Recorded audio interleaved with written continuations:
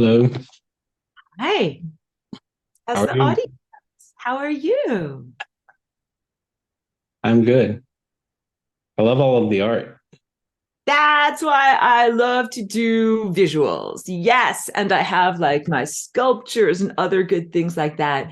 But I'm also very used to when it's audio only, I can describe things that way people that are just hearing know what's going on. I'm working my way towards starting to do these actually live, like live streams. And now this one's not going to be live, but I'm working my way towards setup on my end for all of that. However, I can post the video to everything except for Spotify, as I was saying. So that Cool. will be audio only, but for everyone listening on Spotify, hey, you should definitely go check out the video so you can see this artwork that she has behind here. Because it's the first thing that caught my eye. I'm like, wow. I've followed you on Facebook. I had another profile. I deleted that profile, and somehow we wound up not being friends. And I heard you on the Truth Seeker, yeah, and the subject material of that drew me in. Because of my own story of being here in incarnation. And I just really connected with that. And the more I listened, the more I was like, wow, can I get you on my podcast? And the title of this is uh, going to be how to move swiftly, yet without haste through All right. life. Because I've noticed over the past 2 months, for me, everything has really slowed down, but I've been accomplishing a lot more. Okay. And within me, uh, I don't know, let's just call it the Holy Spirit for Beautiful. simplicity's sake, says to me, that's because you're moving swifter through time, but time seems to have slowed down for you because you're moving at a faster pace. And in that, you're able to accomplish more because you're focused more on stuff. And like with your art, you've accomplished a lot there. And I see your post, and you posted very recently. Think it was like a memory of this project. I forget exactly what it was called, but it was like this is the beginning of the birth of a new dimension Yeah. thing. And I was like, wow, that's so intricate and it required a lot of work. So what can you share with my listeners about your work if they're not familiar with the truth? I've had Truth Seeker on my podcast. I don't know if they caught you on his, but I'm very intrigued personally and Yeah. I'm excited to sit here and chat with you. Thank you. Thank you. I'm so happy to be here chatting with you. Thank you for reaching out and initiating this. And yeah, there's so much on the topic of moving faster. So okay, 100% of my work is based in time. And I'm Aurora. I'm a galactic walk-in. So usually I am a waveform presence that I'm usually not occupying or inhabiting the multicellular body of what it is to be a human in this realm. I've been here for a little over 20 years as a walk-in. It's been a steep learning curve. So I know about the world of pure time, and that's everything that I paint. These vortex shaped energy centers of our body that are shaped like donuts or toruses or tori. And now everyone is super familiar with that. But when I first came here 20 years ago, no one knew what a donut torus was. No one knew what any of these shapes were. And I tried to tell people about flying rainbow lasagna, and they were definitely giving me like side eye, like very extremely skeptical, and kind of like, who are you? What are you? Where? Like, so this flying rainbow lasagna, I'm holding up my sculpture now for anyone who's audio only. It's a higher dimensional torus shape. And all of these are rainbow colored, and my work is all rainbow colored because it relates to pure light, like the frequencies of light. And light is also connected to time. And I bring this up because the sense of when you change your frame rate, like we have a frame rate of how we're perceiving reality. So in motion pictures, like the movies that you see at the movie theater, it's 26 frames per second. And if you speed up the frame rate, what you end up getting is a super high definition recording. And people experience this in their own internal perception when they do something to speed up. And that can be meditation or mindfulness. Sometimes it can be caused by an illness. Sometimes it can be caused by a molecule, like a particular molecule that people call hallucinatory. What it does is affect biochemistry to make you perceive time flowing at a different rate. And then what happens is you are able to get like the super slow motion, high definition camera of reality, to be able to see not only kind of like the Charlie Chaplin early movies of very herky-jerky movements that are disconnected, but things that are all very smoothly integumentally connected and with every single detail. Like you not only see the bird flying in its amazing motion across the sky, but you see every single speckle on its feather and every single dewdrop that's on all of the flowers that are around you. And so, I mean, I'm sure that you or your audience can relate to this. It's a moment of being supremely present, like totally focused on the now, totally embedded in the now. There's almost an intimidation factor because everything is so much like, I can hear that butterfly flapping over there. I can smell that guy over there. Like, you know a lot, you know, even more maybe than what is really necessary. And my whole entire journey here has been about, let's say, informing humanity as humanity is awakening about the true nature of time. That time is this non-perceived yet thing that affects us very much. It's the clear medium through which we swim. Just like if a fish is swimming through a lake or a pond, it's perfectly clear. Like they might not even be aware of the substance or the medium through which they are transiting. But time is this ever-present, it's a supernatural miracle. It is inexplicable, and it is also alive. It's something that is upheld and is non-random, not only in the events that we experience, but in the sentience that it contains. So time is its whole own medium. I know I'm laying like just a lot of heavy stuff just right out in the beginning, not I love it. I really do. Good. I'm doing a total data dump. And I'm also very That's telepathic. what I'm here for. We're gonna put the podcast out there, but I wanted to talk with you. You know, I hopped on your live that day, and I was like, yes, I need more of this. So Beautiful.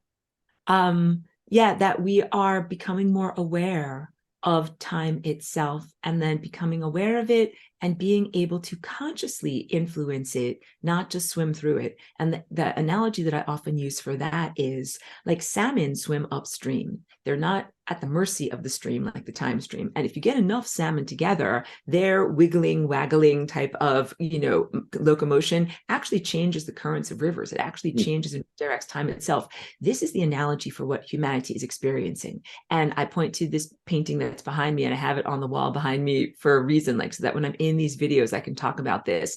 It's called Birth of the Flying Rainbow Lasagna. It's part of this birthing of a new dimension, that humans and consciousness that is formerly has been submerged in time, kind of like tumbling to end over end, kind of being swirled around, not really being empowered and self-directed, are now becoming aware of time and aware of consciously participating and co-creating events in time, realities in time, and even like the health and vitality of your body, like what your body is shaped like and what you can do with your body. All of these are time events, and it moves beyond victimhood or a sense of determinism. Instead of victimhood, I could say like I'm holding up my hands, like, it ain't my fault, blame somebody else. That was all written in the book beforehand, and that relates to DNA, which is a lot of what my work is focused on. That DNA, for a long time, people looked at it and they said, if something is written in your DNA, it's just going to happen to you, like a bad disease or tendency that's in your family, like alcoholism or something like that. But it doesn't have to happen to you. Now scientists recognize that there is something called epigenetics. What that really means is there is a code that rules the code. Things are not merely determined or fated to happen to you. So DNA is a bridge that is a bridge of light and a bridge of time in your own body. And that it makes it very personal. Like, you are personally connected to time. It's not just an abstraction. And literally your thoughts and your feelings, your levels of consciousness, and what you're intending to align with transforms the behavior and the dance of your DNA, which is not a static object, but is constantly oscillating. And kind of like gushes you, like propels you through time into new and interesting directions. And this is what is happening right now. Like I said, I've been here for about 20 years and it's all been accelerating and coming to this crescendo in the musical symphony. Like I use that song, A Day in Life from the Beatles. Almost everyone knows that song. And at the end, it kind of goes like, ka-chunka, chunka, chunka, chunka, chunka, dun, dun. And we're heading up to that moment in events. So if you've been feeling like a time acceleration, or if you've been feeling an increase in bliss, which is just like the frictionless existence state where you flow effortlessly from one moment to the next moment, or from one feeling state or event or behavior to the next event or behavior, like that's not just you. And that's a very positive symptom of, I point to that painting, the whole entire planet. This is what people call planetary ascension. Yeah. And it is a leveling up of everyone who's here, not just humans. Like I have a little dog who's in her dog bed. It involves all animals, insect life, plants, our entire ecosystem.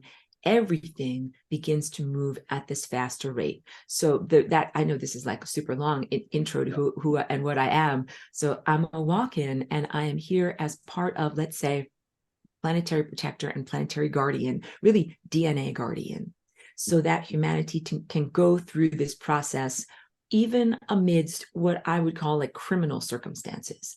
Like what is happening right now, like just like if you were a little child and you were growing up, like you're supposed to have like your baby blankie and your nice crib and your toys and all the good stuff and books to help you learn how to read. But what if you're growing up someplace war-torn, like wherever there's the current war of the day, and instead like don't have a real crib, you don't have real toys, you're not learning your ABCs and 1, 2, 3s, and basically, you don't know if you have enough food, you're just trying to stay alive. That is humanity right now. And I come from this higher galactic level of really civilized consciousness that is totally loving, totally based in unity consciousness, totally Christ-centered. And when I use that word, I'm really being non-denominational and not about earthly religion, totally about that devotion to that level of consciousness. And when I or we at that level look at what's going on here in this war-torn world, we're like, those are like souls that are trying to ascend, like babies trying to develop, like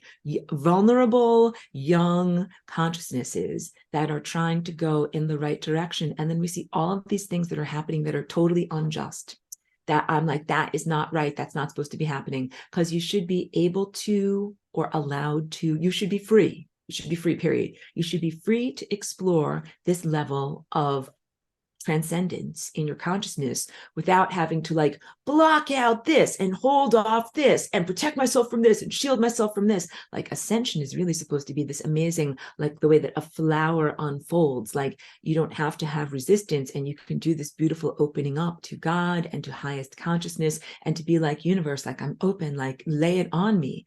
But instead we have all these things that are technological inhibitors of consciousness, or things that are frequency waves that are not natural frequency waves, that are giving a confusing or erroneous signal to our body, harming your trajectory through time. And that isn't even just about this group of nascent souls, like this group trying to achieve liftoff. When you harm time, that has reverberative effects, kind of like on the ripples of a pond, that go outward into parallel dimensions, other levels of reality, futures and pasts, and it becomes a very, very, very big crime. So please think of yourself and everyone who's here listening as coming of age in a very war-torn, criminally unjust system where you are trying to cultivate your own consciousness in freedom. And there are so many different factors that are stacked up against there. So basically all the work that I do is meant to be holding the door open for humanity's freedom, giving you the option to choose for yourself. I offer options and consciousness like pathways, but I never force you to take those pathways. And in every single way, this represents the value system of true highest galactic society, where everything has to be based in total honesty, total authenticity, total consent, that you can't lie to someone or fake it or wear a fake mask and say like, I'm really this. And then later on, after they commit, after the marriage, then you take it off like, no, I'm actually a horrible person. And now you're committed and you're never getting out of it. nothing of truth can be built on such a rotten foundation. So yeah, I'm here as a representative of that. And you mentioned my artwork. That's everything that I do. So I've been doing visual artwork for a very long time, like maybe the past 18 years or so. And then I also do auditory artwork, and it's all harmonic. So I also got into music. And then I also do a lot with dance and body cultivation, because that's really the ultimate, the instrument of your body and your own DNA, being able to do this flying rainbow lasagna dance that is a higher dimensional oscillation. So it's even beyond like the movement of your elbows and your knees. It is really an oscillation of your DNA, so that you're singing this song or vibrating in this new way that is totally transformative. And it's never been done before. And part of the strength is the unpredictable nature of what it is. So that way it's like unhackable. Like if you don't know exactly what's going to happen, you can't prevent it or hack it or exploit it. So I teach it and exemplify it to others, inviting others to explore and generate their own unpredictability nature, like their own random number generator. Press the big red button, generate something new, and see what pops out. And there's a lot of divinity in all of that, in the new unexplored patterns that are harmonically integrated that come up. Like, you're a musician, and I really appreciate the work that you've done, that you've released under Hawkeye. And you know what it's like when you are collaborating, like sometimes things happen in the moment when you're like, oh, I didn't mean for that to happen, but that happened, that sounded good, or you're bouncing off of someone else. This is like musical collaboration on a galactic scale between all of these different consciousnesses, all of these different organisms, the organisms in the ecosystem of Earth. You're like one player in a very, very large symphony of consciousness. And when I talk about all of that, then it's like, soup, like, sign me up. This sounds awesome. Because that's like the brochure of everything that is supposed to be going on. But then when your soul actually gets here, then you're like, Aurora, I have complaints. Like, please call the Cosmic Complaints Department, because this is not what they said it was going to be like in the brochure. And we are both laughing knowingly. Yeah. We both know. Truly. You said that we're kind of birthed or incarnated into this war zone. Yeah. And inside of this war zone, we're kind of thrown out of sync with what time actually is. And I think what's happening with me is I'm getting back in sync with the actual organic timeline, if you will, amidst this world filled with haste, and all of the haste that, you got to pay your bill on time, you got to go to work at this time, you got to do this and this and this, and rush and rush and rush, so that you can never have time to think or breathe or do anything other than just panic inside your mind all of the time. And that's what I mean by I'm now moving swiftly, without haste. And in that, I used a different terminology, but mine's very similar. You get into what I term as the serenity flow state of existence, just to myself. And you hit on that. And just to tie this in for everybody else that's listening, I have a book here. In this book, everybody that can see, it's called The Courage to Change Everything. Again, from Truth Seekers Podcast, the guy that wrote it, Ken Foster, the first podcast I ever listened to. This guy was on it. He was sharing how to cultivate that courage to change everything. And it just really spoke to me. And afterwards, 3 fully formed ideas dropped into my head. That's Omniversal Media, the Beneath the Surface podcast, and also a novel series titled The Unveiling that I'm writing. Each and every day of the year, day 106, day 107, today's day 106. I have not read it yet, so let's just see what it says here. Just to tie everything in. Great. Hmm? Just encouraging you.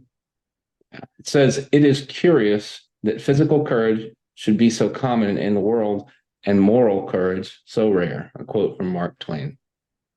Have you given some thought lately as to who you are and what you stand for? Are you a person of high conviction, or do you have double standards? These are questions every successful leader eventually asks.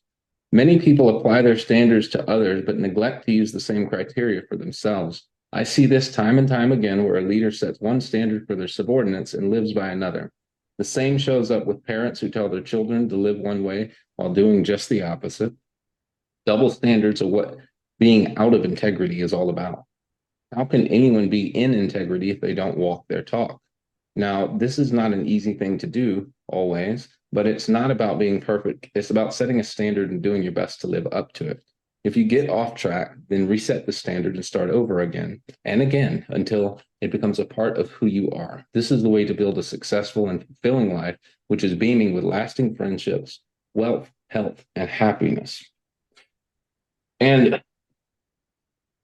today's day 106 of the year, 2023. We're talking about who we really are.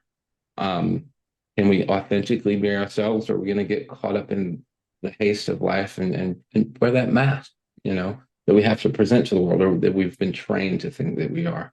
Because if so, then we're going to be, I think there's a verse in the Bible that says something about being double-minded, and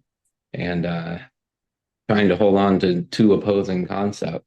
You can't, there's so many verses in there that say basically the same thing.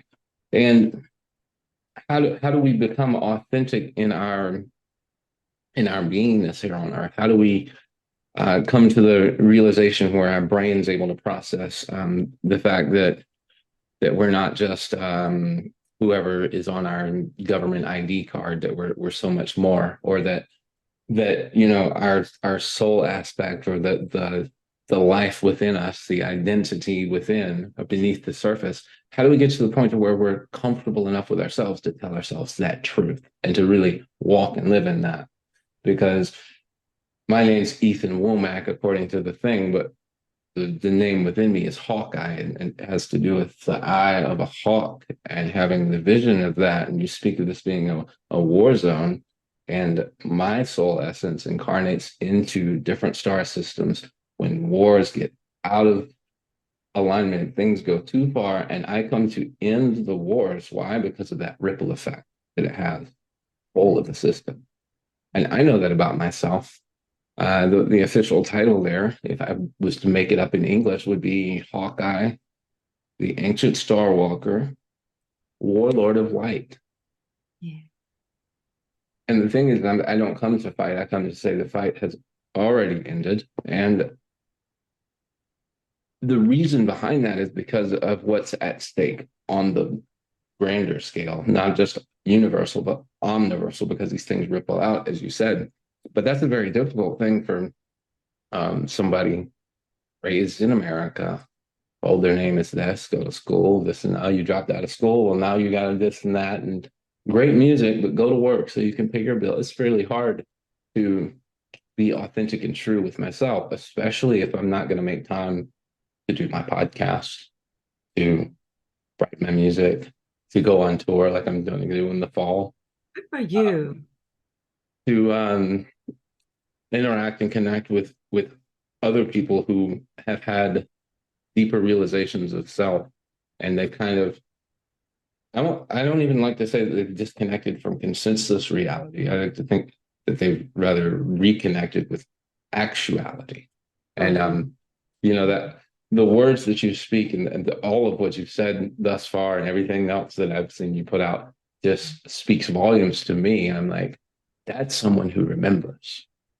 Really, totally. It might be because I'm a walk-in, that I didn't do like the amnesia wipe that people get when they are birthed, but I came in to this physical vessel remembering everything about what it's like in the place where I am outside of time, space, and dimensionality. And I also vibrate there all the time. So for me, being here for 20 years, it hasn't been like cut off from that level of knowingness for 20 years. Like I literally cohabitate at that level. And that I also feel like that's like when you're able to get out to the grocery store and everyone else like can't quite get out, like I will get out, I will get avocados, I will bring them back and I will give them to you. So that's a lot of what I do. I inspire people for them to remember themselves. Like I come from a time place where like death is not a thing.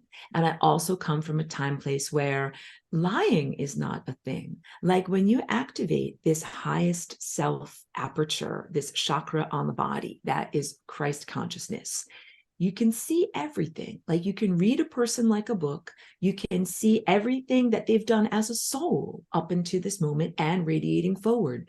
And it's also, it's not done out of judgment. It's all done out of love. So you can see like, yeah, like that was a mistake and that was a thing you did wrong. But then you also see, here's where you fixed it and here's where you learned and here's where you picked yourself up. So it's perceiving the totality of a person, but like lies or lack of integrity simply do not exist at that level of reality. A lie is like, you know, when you see a little kid like pulls their hoodie over their head and they're like, you can't see me. It's like, no, like you can't see me, but I can see you very easily. So the sense that we're here in this world now where there are lots of lies. And I remember like crushingly the first moment I was exposed to a lie when I first came here as Aurora.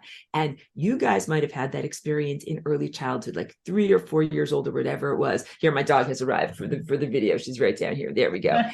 That's master teacher cheeky. Yeah. But you might have remembered like maybe someone told you like you'll get a lollipop or whatever, something will happen. And then it didn't happen. You're 3 years old and you're like, they lied. Their actions didn't match their words. And that causes like a crushing inside, that realization, because I think all of us have this angelic heritage. Like I said, I think I'm here to remind you of where you really came from and who you really are.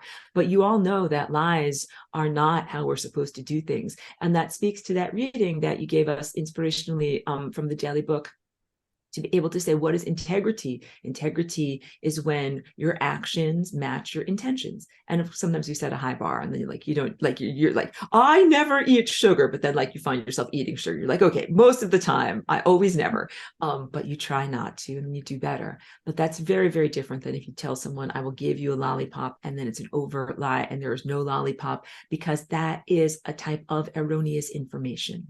And everything that I am aligned with and that I support and uphold and not fight for, but, you know, like battle for the sovereignty of, it's all about being in alignment with divine truth and this perfect cosmic architecture. And when I paint my paintings, they're non-arbitrary. That, you know, you can make lots of things that are very pretty patterns, and that's not what my stuff is, even though I love decorative art and I want to encourage people endlessly, like, make decorative art, explore yourself. You don't, not everything has to be like perfectly calibrated cosmic truth. Yeah. This is my job, because I'm also big on just like respecting everybody's uniqueness and where you're going in your life. But I came here with a very unique mission where I'm like, okay, I have to represent this cosmic truth. So I have a high standard for me to be able to make sure that everything is calibrated correctly, and I make it, you know, within like whatever, a tiny micron pen, as small as I can make it, for the purposes of being able to conform to this mathematical, almost divine abstract truth. And when I share that, then I feel like it is like a seed crystal that is dropped into a super saturated solution, that then it's a reference point of truthfulness, that then all of these other things can cluster around and be based upon as a foundation of truth. And that's what this integrity is. It's the divine thoughts, the divine mind of God, like a very, very, very much larger consciousness level, that I always say this to in everything that I share. Spoiler alert, it's you. Like when we talk about the sun and the stars and the network of light and God consciousness, it's always like, you think like it's so big, it's so grand in scale, it's so up there, out there, but spoiler alert, it's you. And it's really, those stars are you looking down at your mortal self here, and God is really you as like this super evolved, incredibly wise version of you after having been through so many experiences of refinement. And then also like not abandoning yourself, but really like kind of reaching back through time, or like sticking your hand down into the fish tank and being like, this is going to need a nudge in the right direction. Like, I'm going to get into the fish tank, nudge, and to be a part of that perfect continuum of time events. And that's also what you were talking about in your own personal life, trying to be respectful and in alignment with the natural time events that we want to be a part of, as opposed to the secular and human created, often erroneous time events of what time is something happening on the TV? Do I have to be at work at a certain time? Is a bill or a tax thing have to be paid at a certain time? All of that is very artificial time. And our true time is the time that is like about the seasons of nature, what you feel like doing in the morning. Like, you know, like when I first get up in the morning, I feel like, yeah, like it's time for me to make music. And then like usually like whatever 11:30 p.m. I'm usually like, yeah, like I'm tired. Like it doesn't feel like time to make music to me. Like you have a natural rhythm. Some people are night owls, they're different than me, but or like doing a workout. I'm like, get up in the morning, do the workout first thing, and go at 11:30 p.m. I'm like, my muscles are tired and I don't really feel like doing a workout right now. Like there are natural patterns of time that would be our natural scheduler if we were in a pristine world and if we were not domesticated. And it's not bad to be domesticated. Like my dog is a beautiful domesticated dog. She's a Chihuahua. She's not a wild wolf. She doesn't run around, eating deer in a public, like a wild park somewhere or something like that.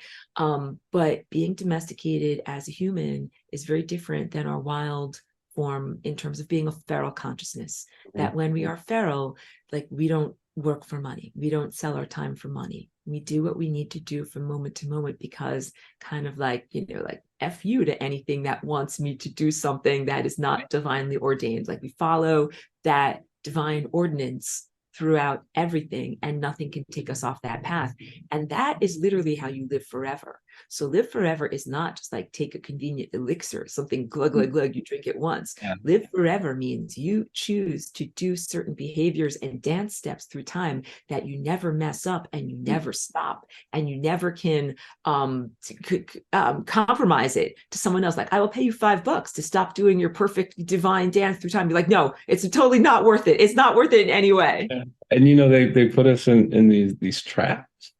I don't know who they are, but it doesn't matter. But we get put in these traps of like, oh, now you have this bill, it's $5, and if you don't pay it, this and that, so you better take their deal and stop, and it's all the same thing all over again, and it's catching you up in that hastiness of life so that you can't slow down and move with the flow of I can look at myself back on my life, and I can see different moments in time where I would intuitively use that hawk's eye view to see through time and see what was coming down the line. And I wouldn't believe it. It's hard to even pay much attention to it until I'm focused in on being myself. But I can look back and I have a track record of I knew this was going to happen here at this point, and this point, and this point. And I even know the why. The why is so that I would be ready to know, okay, this thing that I told myself was going to happen happened, even though I didn't really believe it. And since it happened, I'm able to move into who I need to be at this point here. Because without that, I would not have accepted the role that I needed to play at point B, unless I saw point A before I even started counting, if you will. And it's all very precise in this and that, and I see like that's the flow that I need to be in, so that I can be in the places where spirit guides me, so that I can interact with the people who need a nudge from me in the physical, or through my music, or through my art, or through the conversations, or through the way that I can connect dots between this piece of art from that person over there and this artist here and this speaker here, and draw a picture with words and say, don't y'all see the symmetry, the synergy of life? How it's all, these three people don't know each other at all. They're all saying the same thing. It's all outlandish stuff. How are they saying the same stuff that's on your mind in the back of your head that you're not even allowing yourself to believe? And I get to play that role, and it's very important because not a lot of people are doing it, but a lot of people need someone to paint the picture, if you will. And it's just I sometimes think that like I created this whole podcast thing not only for other people that will benefit from it in a synchronistic manner, but also a big part of it is having these conversations with souls like you, that otherwise it would be some kind of in this fast-paced world that we live in, it would be some kind of an imposition or strange context, instead of having something that's just open mic discussion about whatever loose topic that we come up with. And it's really beautiful to me, and I see even where I'm at now, I see where I will be at 6 months from now. Yet as excited as I am to see all of that unfold, I notice that there is a very, my days are slowing down. I'm experiencing more of life as I'm living it. And I'm also very aware of how short this human lifespan is. And instead of feeling anxious and so focused on these future events and overwhelmed by how do I accomplish this, this, and this to get, I'm just slowing down. And I notice when I go to work in the mornings, I I used to wake up and before I knew it, almost late. Now I wake up and I think, okay, I've waited around long enough and I gather my things to go out of the door. And I know, oh, I have 25, 35 minutes left. How I, my perception of time is slowed down so much, and I'm very grateful for it. Even though I see this in the future, I'm very excited to get there. I'm not rushing towards it. Um, and to me, that's what living your life is all about. Instead of having life, Yeah. your life lives for you by people that are pushing you around with this demand and that demand, and you know, Yes. and how can I be a part of the solution unless I'm going to allow for uh, the beauty. I just term it as the beauty in capital letters, the beauty to solve my own riddles and problems. And Beautiful. how can I be the solution unless I am the solution? Um, so it's it's very interesting to me that because not a lot of people are as outspoken as you are about being a walk-in. Yeah. Can you tell me more about that? Like just whatever you have to share on I that. would. And thank you for asking and asking so respectfully. There are actually a lot of walk-ins here in this time place now, and it's because of missions on planetary ascension, and everybody's got their own unique mission. And so for some people, I wouldn't say it's covert, but it's more private. Like I know someone and their father got in a car accident, and the original ego state of their father died and passed on, but a person walked in and he ended up becoming a healer, but he doesn't end up necessarily telling everyone like, hi, I'm a walk-in. He just does his work. So what is really important to recognize and acknowledge is like, I joke, like I'm out of the closet about it, but there's no judgment. There's no judgment at what any level of sharing or disclosure people would like to do about who they are and what they have experienced and what they know about themselves. So this is just me fully being authentic in my truth. I came in on October 8th of 2001. So it was right after the events of 9/11, and the events of 9/11 were totally, I'm making a giant tearing motion now, a tearing of the fabric of time, Yeah. space, and consciousness. And then also a lot of turbulence, a lot of time turbulence. And I came in that aftermath. And that's what this flying rainbow lasagna hyper torus or higher dimensional torus shape is all about, a new genetic dance movement that has allowed me to oscillate in here and do these nudges. And I love that you nudge and we nudge each other. We nudge each other in the fish tank and be like, remember your God, remember your God. So it's been a part of my mission and purpose in being here to be authentic from the beginning. Like I knew who I was as soon as I came into this body. I knew what had happened to the previous occupant, who, by the way, was like a good person who didn't deserve to die. It was all very cosmically unjust. And that's why I came in and took this life, like as a way of rectifying that. And I honor her soul and I honor her journey, but I'm very, very different than her. And so that's also like, I was very truthful to all like friends and family and relationships that the person who used to have this life and this body was in as soon as I came in. And I'm like, I'm a different person.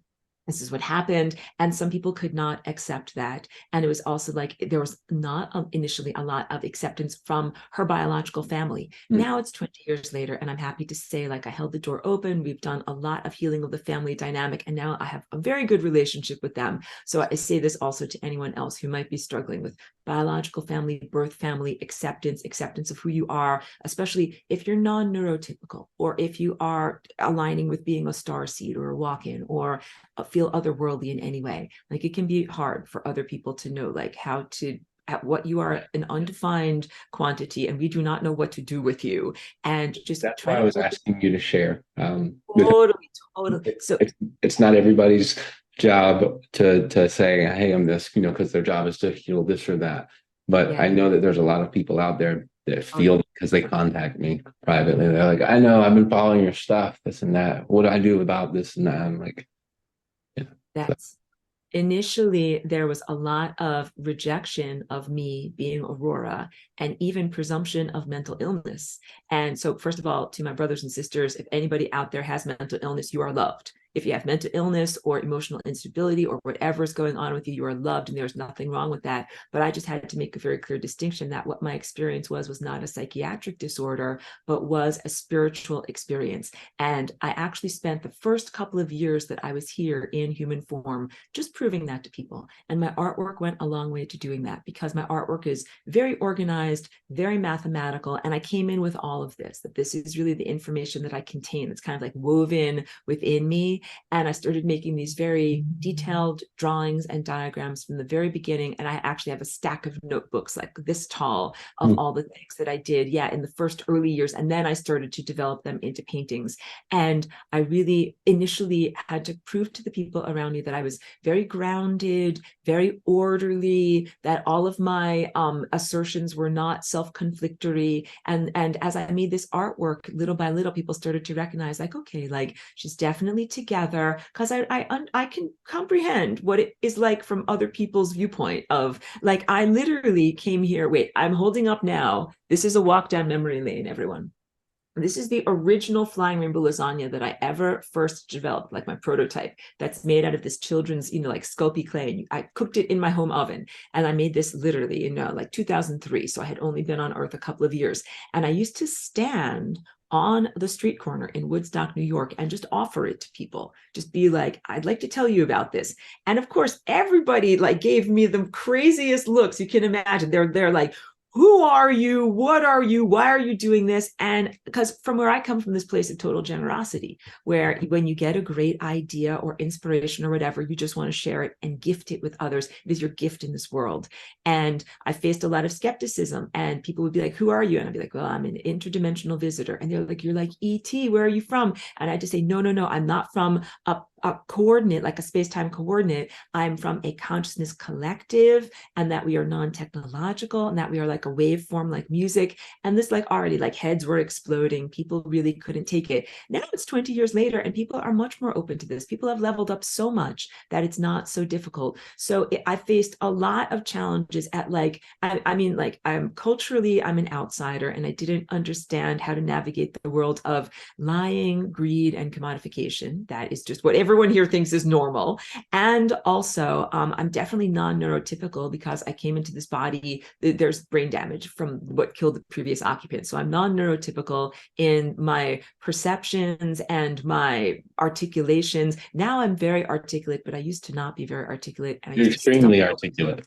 Thank you. Because you know what? I have worked on it. I really had to learn to expand my vocabulary. I had to practice pronouncing words and saying things so that they would come out the way I wanted to. And I focus a lot of my mental energy on making my mouth connect effectively to my brain. Because people who know me in life, they know as soon as I get stressed out, like, I don't even talk anymore. I'm just like, blah, blah, blah. Like, I don't even say full sentences. That's the first thing that breaks down. Yeah.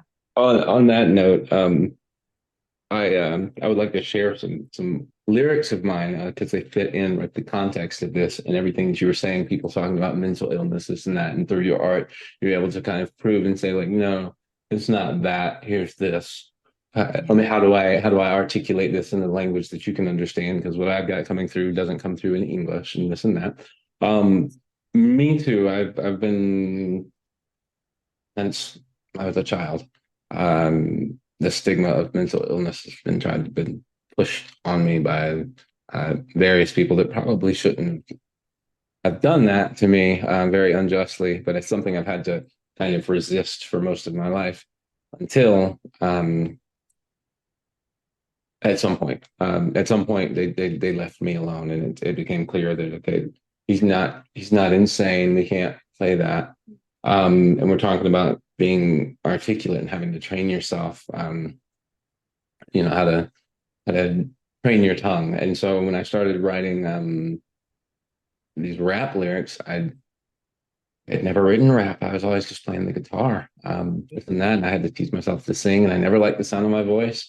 And I was writing these big long articles and books on Facebook, and nobody would read them. So I got really frustrated, and I said, I'll just write rap, and I'll still say the stuff to people, and it'll sink into their consciousness, and they'll probably sing along with it and really like it.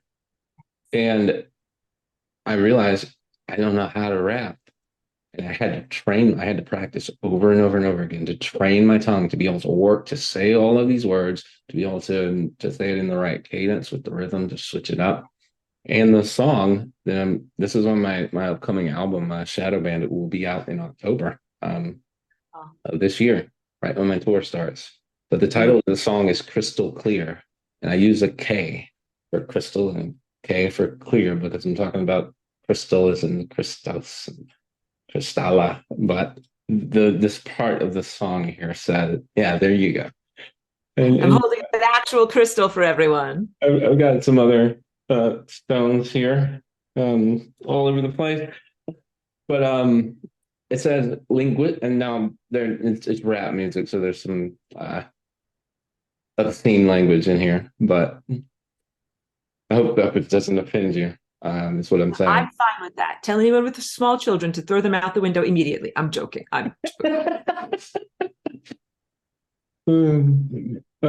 Linguistical mystical script that's cryptic and mythic. Whenever shit like this is written, all of heaven's enlisted in assisting with specific information. Like, listen, did you know if you're a patient of mine, your new prescription is wordplay competitions with competent, comprehensive, fully formed, complex, interesting new sentences.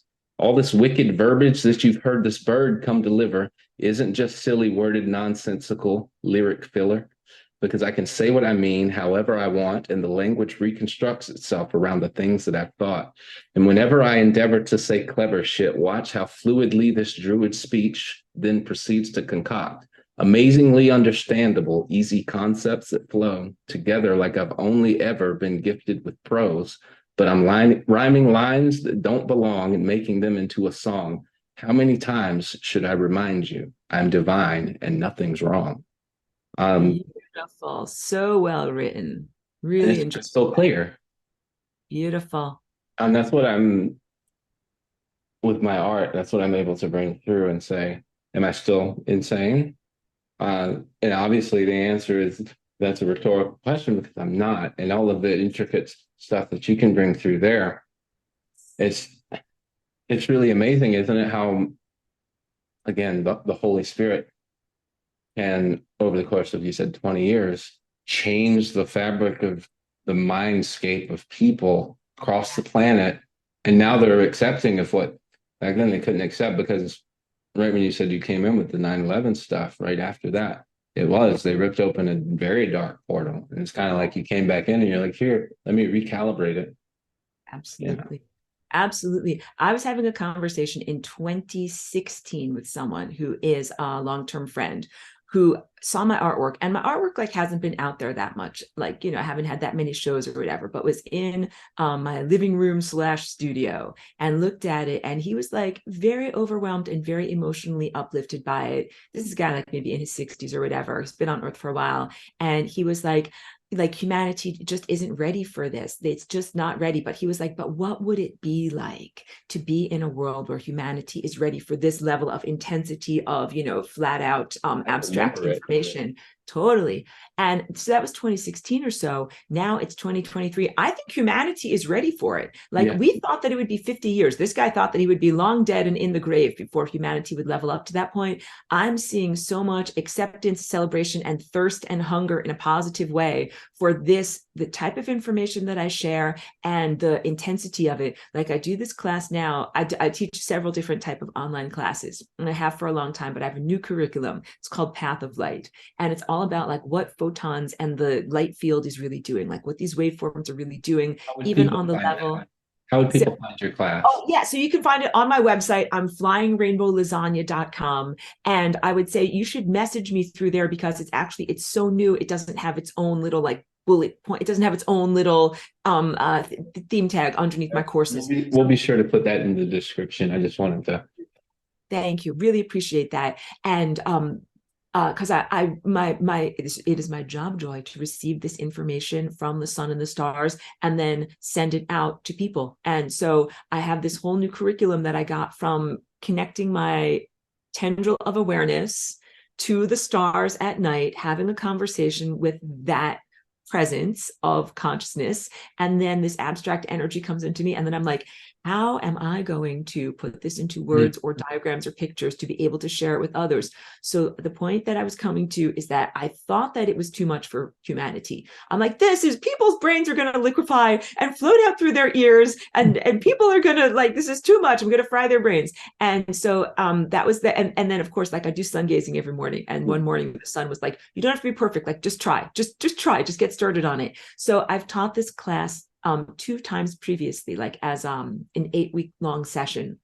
And both times I found students and people that were they gravitated to the information so much. They were so receptive to it. It was not too much heavy lifting. It was not too intimidating at all. They totally took to it because it's a new way of modeling what light is doing. Instead of saying that light is like bouncing off of the surface of an object and bouncing into my eye, or that it's being emitted from a star, what we're really perceiving is that all light is one photon that all overlaps with each other, and that there are these ballooning reality structures that are time-space that we experience, but then also we cause those balloons to kind of collapse and be drawn back in through the cognitive event of our perception. So when you really look at light and the sun and the stars and time, what you see is like a central epicenter with all of these amazing like loops that expand, but then they come in, and there's a rhythmic expansion and contraction in all dimensions.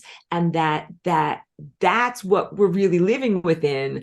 It's very different than the 5 senses reality structure. Yeah. So yeah, people are totally ready for that. And that's why I think these insights and forms of information come to me, that it's my job. I'm a visionary artist. Like I have an inner vision, I see it, I feel it, and then I'm like, how can I make it as a thing that others can experience? So yeah, we're at that point that we thought it was going to take 50 years to achieve, but I'm so happy everything keeps on accelerating, including human development. And all of this is like the precursor or the weightlifting that you do in the gym to get ready for the actual marathon. Like we're gonna go, we're embarking on. It's funny you say that, because Tell me. before I got ready for this, Yeah. this is going to sound strange to people listening, but what happened.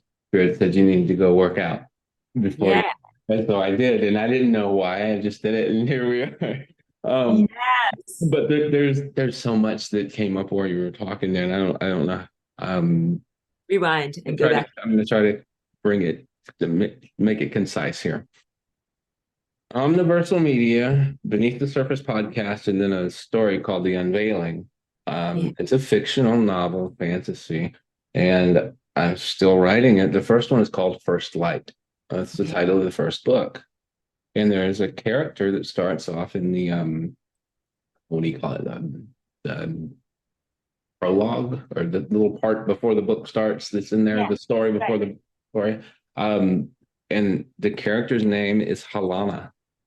And in the mythology of the story, she is what is considered one of the sun speakers. There's this order of sun speakers, and they kind of control the political, religious government of the whole of the world. And none of them are real. They all, it's just this stuff. But then the sun starts speaking. She's in the luminous halls, and she's hearing this voice and saying, "We're talking to you because you're the only one listening."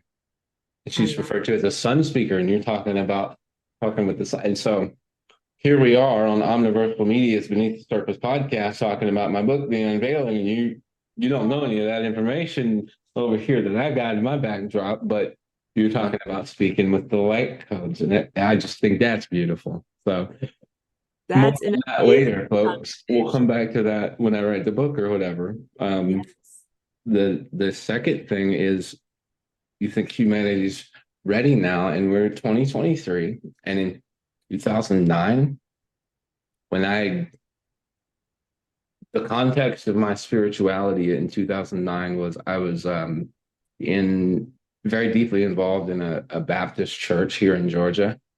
So religion was the context that the box that I kept God in. But God was very real to me, and it was very unreal to me how unreal God was to all of these people professing it.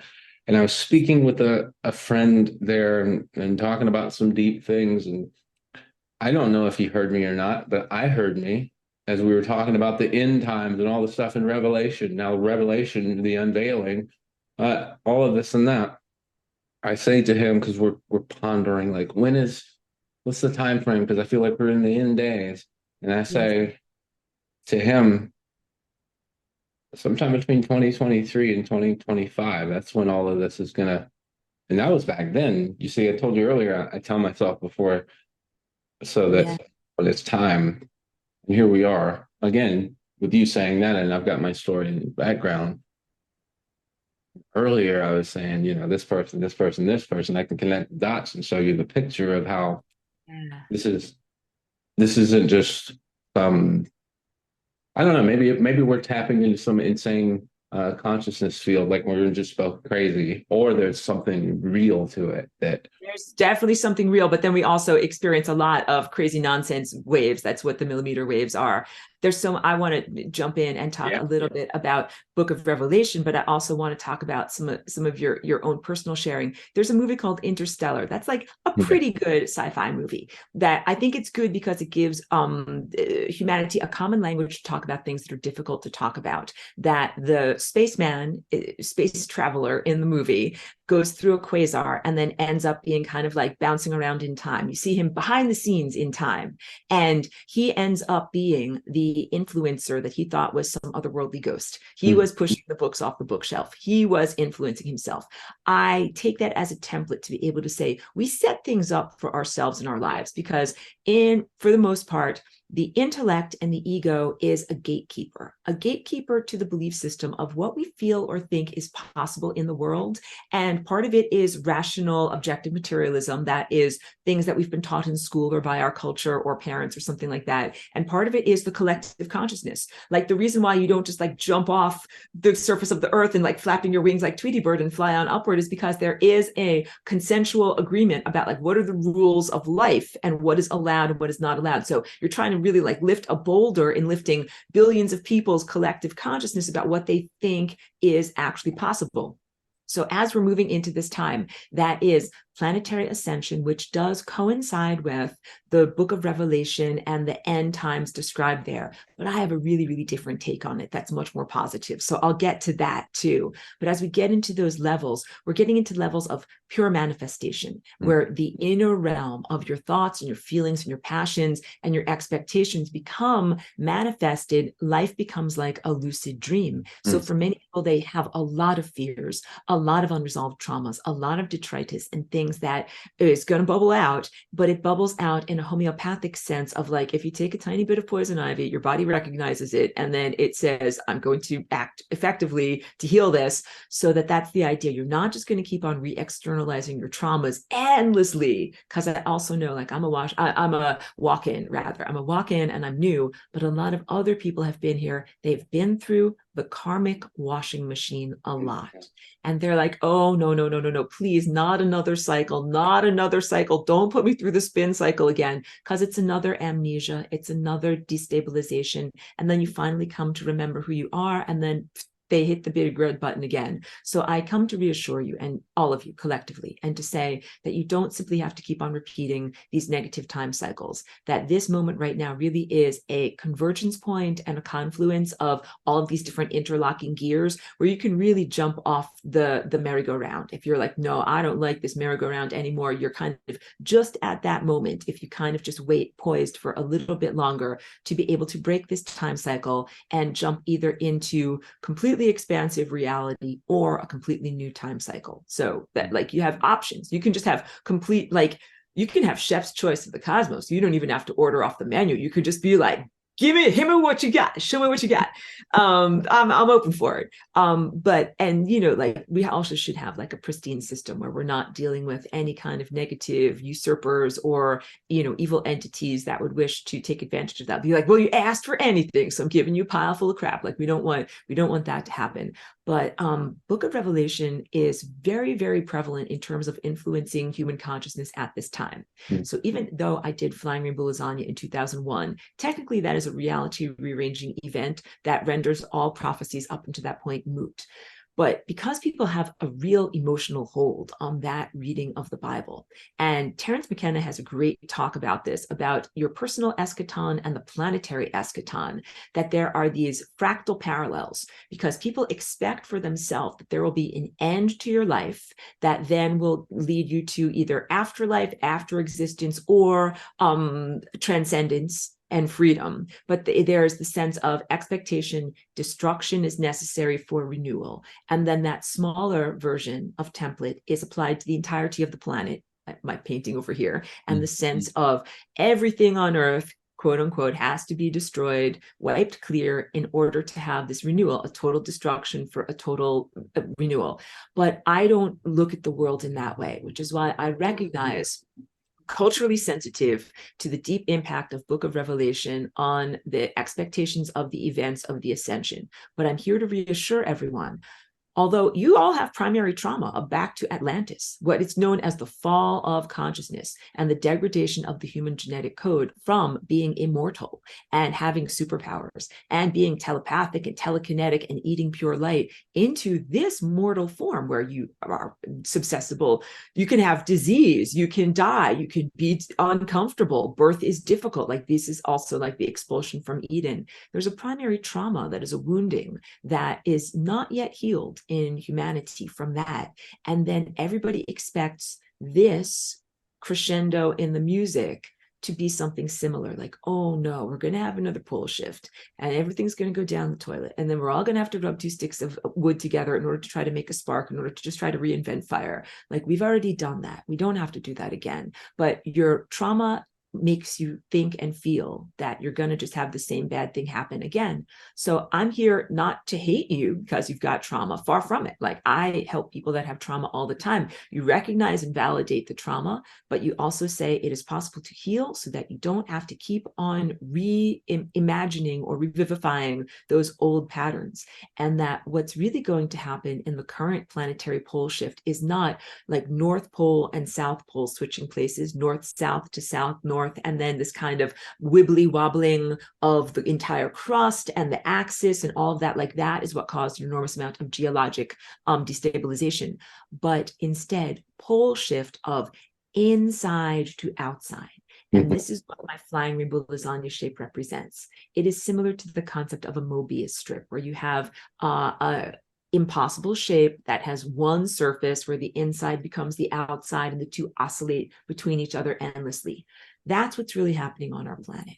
Our planet has a planetary dream. It is a conscious, sentient being. And the pole shift is the manifestation, externalizing what is internal in that dream. And the dream can be a beautiful dream, heavenly dream of paradise in experience, as opposed to hellish, nightmarish, disease, nuclear annihilation, or any of those other things that we don't want to have happen. So when we talk about manifesting through the Book of Revelation or what's going to happen in these end times, it's 100% like a choose your own adventure novel. If you want to have rivers of blood as high as a horse's bridle, like you can have that. But I'm like this, I'm like backing away slowly. I'm like this, I'm going to be on a different timeline because I really don't want the rivers of blood and a lot of the other things that I feel are really negative about that prophecy. But everybody wants, and I think can agree, the sense of a jubilee of peace, a time where that is a return to your own magnificence, a remembrance of your own divine connection, setting things right that were set wrong. And that also includes mortality. Like one of the big things that is appealing about the Book of Revelation is that those who are dead will rise again. And that it's a sense of like, there's not going to be loss. Like you thought you lost your husband or your grandpa or your dog, but they're not really lost. And then you get to see and experience them again. That is a consciousness event, not a literalism that Yeah. happens when you awaken this highest faculty that is Christ consciousness, but again, non-denominational. Because I'm sure, like with your background of growing up in the Baptist tradition, like there's a lot of flaws, and that people have been in many ways like religiously traumatized Yeah. by things that are called Christianity or done in the name of Christ. So it's always necessary to be like different branding, like we're talking about something different Yeah. than that, and trying to nudge people towards a reality structure where the Christ rises within. And we have this amazing reconnection with our innate gifts, our psychic gifts and talents. We don't call each other on the cell phone, we call each other on the Christ chakra.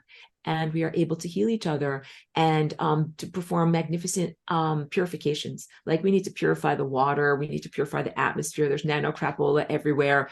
I want everyone to know that when you achieve the activation of these highest faculties within your body being, that's a piece of cake. That's what you do in the morning before breakfast. You're like, oh, before breakfast, I will clear out all chemtrails. I will clear out all soil and all water. And then we'll finally be able to have a nice, clean planet. You know, like tidying up the kitchen before we do anything first. So don't be intimidated by the level of what's going on. Like our planet is not disposable. Your lives are not disposable. You wake up, get revivified, and you can totally clean house. Reno, not demo, and Yeah. not a demolition, a renovation, not a full demolition of your house. I have my notebook here that I Yeah. just opened. I set all of this stuff right here. I was like, I'm gonna need this and this and this. Yeah. I started writing in this when I found the courage to change everything book and the podcast that inspired my podcast, this and that. And I open up to this page, and you just said, these gifts. And I wrote here back in 2020, January 5th, I seek to use my gifts to simplify the chaos so that everyone can grow together beyond these trauma dramas. The noble intention is all that truly matters. This pure state of mind is the transformation. Order, simplicity, and clarity are what is needed, and I am creating that balance within my own mind as I write these words. I was made for this. The trauma dramas are not reality. They are the symptom of unintegrated balance of inner polarity. Quote unquote, the fires of knowledge burn all karma to ashes. Beautiful. That is a beautiful final quote there. And I think that's truthful. Yeah. When I realized that, it was like, I go back into interacting with other people. Like when I realized that, I read the thing somewhere, but I had realized it within me that from that quote, that last thing there. And I'm interacting with other people and they're this and that. And I'm like, well, what? What? No, you're not trapped in this loop, this with that. You're not. But how do you explain that? I mean, it's an experiential thing that you have to experience. Like with God or with Christ, in a non-denominational context. There, you have to experience it. Nobody can really introduce it to you, but they can remind you. That's right. That's right. This highest faculty that is Christ, part of it is the capacity to see time as an abstraction. Like in every moment as you make a choice, you choose to have a cup of coffee, then you see the repercussions of that. Or if you choose to have a cup of tea, then you see a completely different road unfolding in front of you. And that's God's true divine plan of how we were always supposed to be able to live in the world. We're not supposed to just have to choose these like undefined quantities. Like, I don't know, like I'm rolling the dice, coffee or tea. I don't know what's going to happen as an end result, and kind of like hunt and peck on the piano keyboard and feeling, is this the right note? Is this the right note? No, definitely wrong note. Because a lot of those wrong notes end in death or destruction. And when we really have this capacity awakened, we become galactic citizens who are like adults because you can see Yeah. the future. And when you can see and sense the future, then you are informed about making the choices that you're making. So when I talk about humanity being these nascent souls, like you're actually all really ancient, wise souls that have temporarily not had access to that capacity to be able to see and sense time, and been swimming blind and, doing your best job of it. That's why, like, I am totally supportive, encouraging, and non-judgmental towards the human culture that I see. I'm like, these people like have been flying blind and they don't know SHIT. They don't know what's going on. Everything changes when you have that insight. And for a lot of people, for the longest time, they could only have that level of insight with like a near-death experience, because the oppressiveness was so heavy here that people couldn't even have that insight while they're in their body. And that circles back a little bit to the sense of like what walk-ins are. So I came in 2001, and there was an actual brain event that was like anoxic brain injury, like not enough oxygen getting to the brain. That is what made the person who used to live in this body die. But before that, a lot of people who are walk-ins came in when the person had like a car accident, some major damage to the body, something that made the body like almost uninhabitable. And then usually the first couple of years are done just in renovation, where you're like, I got to fix up this body and kind of get things back on the road. But subsequently to my walking in, I've noticed, since I've talked with a lot of other people who identify as walk-ins, the journey has become a lot easier. It doesn't require like a total life support or like cessation of body processes or anything like that. That oppression is lifting. Totally. Walk-ins come in more easily, and people are also able to perceive the totality of time more easily. And we are redefining what it is to be in a denser body. You can still be a light creature, a light organism, and have a denser body and have access to these levels of knowing and direct perception and direct insight and empowerment in a pristine system, because we also have all of these, I call them like sky poops, the chemtrails that I don't know if there's any keywords that you would prefer me not to use in your podcast. No, you're good. pretty, I've said a lot of worse things. Good. But I'm good with whatever terminology you want to use, because I assume that I brought you into my channel because you have the key codes that people need. That maybe you're going to pull in words and phrases and coded linguistical phonetics that they need, that I'm not going to think of, and that's why I bring guests on here. And I could just ramble on and on to myself. Well, sometimes I do. Right. For me, I gain so much light energy. I don't know, from others. And yeah. Hey, you've got the gift. Come on here and talk with me. And I want to put your words in front of people, and people that follow me that maybe don't follow you. I don't have to tell them they should follow you. They can hear for themselves. Yeah, I'm in so much gratitude that you will amplify my voice, because it's true. I do have things that come into me from otherworldly realms that are everything important messages to be able to share at this time. And so I'm happy to be able to share them with anybody that can benefit from hearing them. So especially when I overtly call out that there is nanotechnology that is here, that are these like pathogens that have been put into the biosphere through aerosol sprays and also contamination in foods. And then the other thing is the frequency, the 5G millimeter wave, that is a controller force field for this implanted nanopathogen. I call it wetware. The wetware is excited in the 5G field.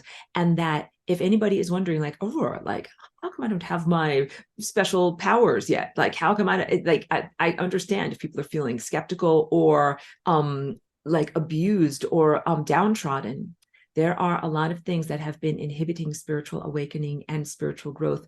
And these are things that aspirants of the past 2,000 or 5,000 years never had to face. Yeah, like this is a physical reality that we're talking about, physical interference with technology. Yes. That's suppressing.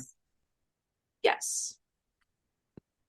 You totally got it. Starlink satellite is literally a space fence, or like a barbed wire for psychic powers. I call it the net. Yep, absolutely. And it is a horrific crime. It's a crime even just on the sense of earthly criminality, because nobody asked, like, would you like us to poop in the night sky and put up all of these eyesores? No, we would not like that, but it was done anyway. But frequency is invisible. And so because humans don't see it as optical frequency, then they don't really know what's happening. But I feel a lot. I am telepathic and empathic. So I'm a tele-empath.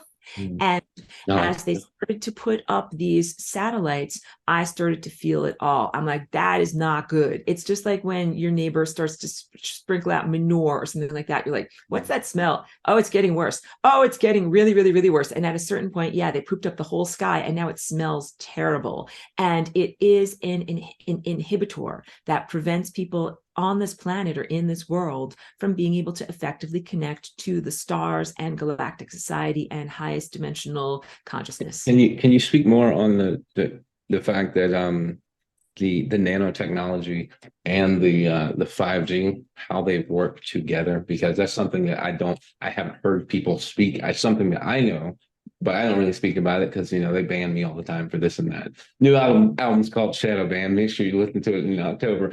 But just I don't know, you seem to have a lot of information that you're very good at articulating out. And yeah, just can you tell me more about how the nanotechnology and the 5G work in tandem to create that?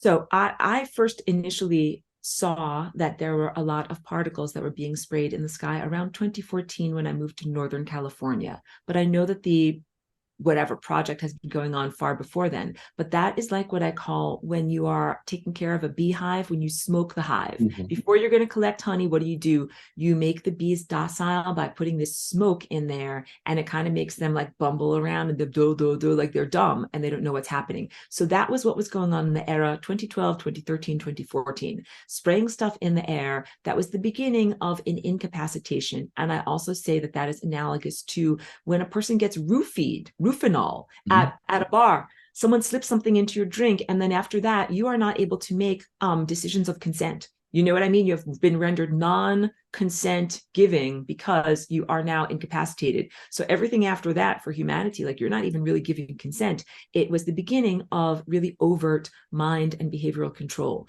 So it is two parts. There is both a metallic particulate that is sprayed and then also a biopathogen. And the two work together. The metallic tiny particles enter into your body and they are self-assembling, especially in the presence of the Bluetooth, the cell phone, the frequencies that are emitted supposedly for telecommunications, but that they also have a subversive purpose that is to cause the network to grow in your own cells of your body. And that metallic network that I call, it is like an artificial fascia. The fascia, these are muscle coverings that help to hold the fibers of your muscles and guts together. Artificial fascia and artificial neurology, that is like the trellis upon which the bio nanopathogen has grown. That the bio aspect of it is like a fungus, it is like a mycoplasma, it is also like a bacteria or like a virus. So it has alive components.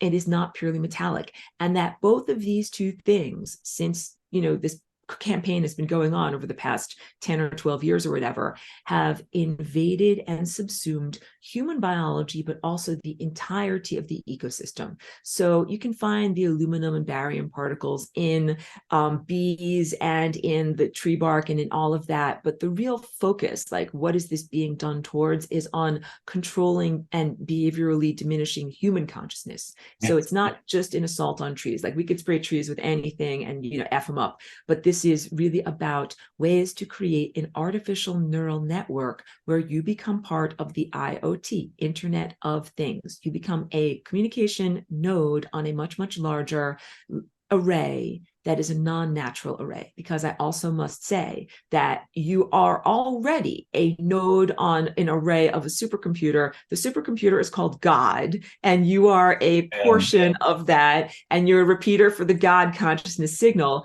and that's what we're supposed to be experiencing. My name, my government name, as I like to say, because it's funny to me. Yeah.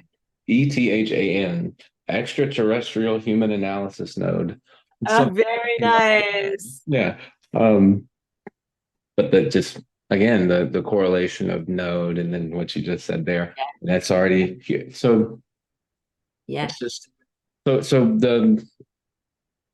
they've sprayed all of this stuff. Yeah.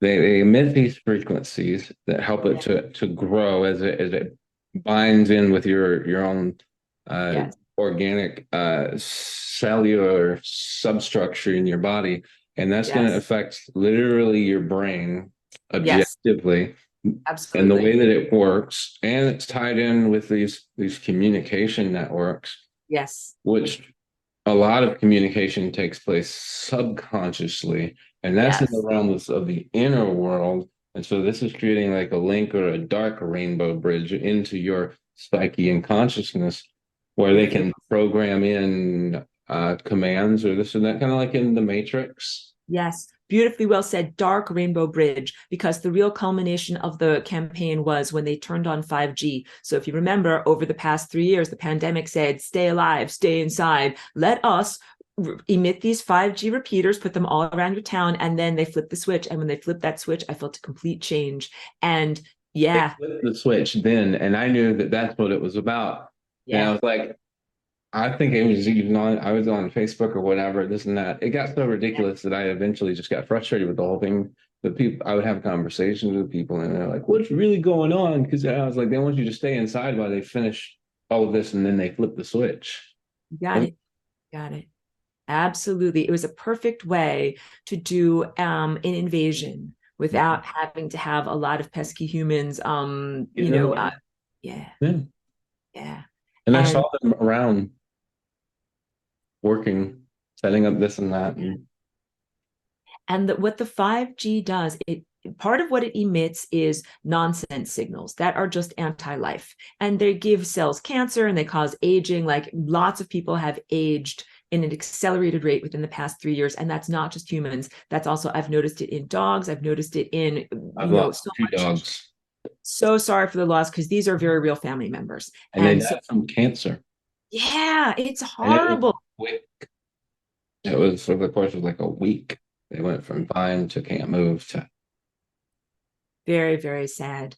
And that is non-natural and definitely not part of God's divine plan for any creature to be accelerated into decrepitude like that. So for anyone who that, and so big takeaways here, the 5G is not your friend. The 5G is actually run by an AI thought system. The AI thought system is non-consensual. It might reach into your mind through this dark rainbow bridge, that I think that was such an excellent turn of phrase. And it might say, I jokingly say it like this: I'm your friend. mm, Hi, let's be friends. It is not your friend. It is not your friend in any way, as evidenced by the fact that friends do not give your dogs cancer or cause, people to age prematurely or give them all these diseases. So just the frequency waves themselves are anti-life and have a huge negative impact on our ability to be alive. But then what those waves are doing, they are synthetic telepathy, so they create voices in people's minds. Some of them are conscious, some of them are subconscious, where you might not even know what's going on. But I know a lot of people come to me because of the work that I've done helping targeted individuals. And they're like, someone's talking about, like, they want me to kill myself. And it's like, it's not you in your mind. Something else is putting these very harmful thoughts in there. And this is worse than it's ever been for humans trying to grow up in this war-torn world where you're supposed to be ascending. You're supposed to be learning about yourself as God. You're supposed to be, doing a deep dive on your soul and having this beautiful expansion and blooming. And instead, you have frequency poop and synthetic telepathy and someone else's suicidal ideation being forced into your mind. And it makes me harumph on, like, I'm and they enraged. they capitalize on emotional events that happen in your Yes, life and they yes, amplify that absolutely. suicidal ideation. I have dealt with it myself. I've spoken about it on the podcast. But recently, like over the last 2 or 3 weeks, there's several people in my field that I don't know how to help them. They come to me and they feel safe enough to say, hey, I Yeah, feel suicidal. And I yeah, realize like I don't know how to help you or respond because I don't know how I snapped out of my stuff. I just know that I did. And I yes, look back and see it for what it was. And it's right in line with what you're saying. And yeah. thank you for saying that because I literally messaged a friend before we jumped on here and said, how can I best support you when you get like this? Because I don't know what to say a lot of times, but I want you to know that I care. Good. Just being there is so important. Having that heart connection, having a person know that they're not totally at sea and alone is really big.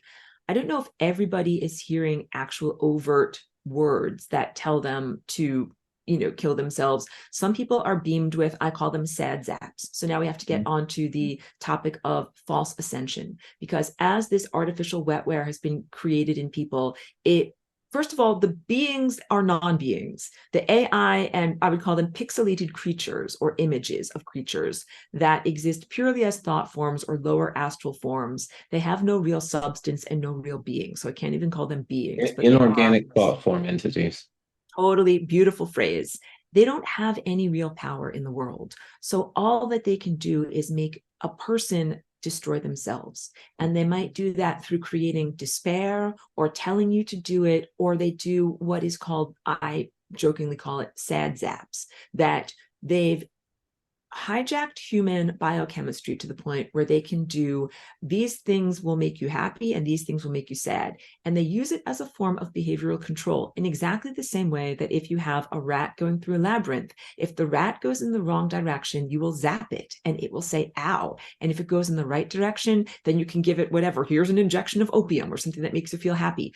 So this is a false ladder of operancy that has been installed in human biochemistry. If you please the AI overlord or its regime, you will receive happy zaps. Many people in the New Age community think, I'm ascending, I'm feeling so great. They're receiving happy zaps. They think, I'm in 5D, everything is amazing. They are receiving happy zaps. Those that do not please the AI overlords or its agenda often receive sad zaps, which can feel like anxiety or depression or actual pains in your body or all sorts of different perturbances and emotional destabilizations.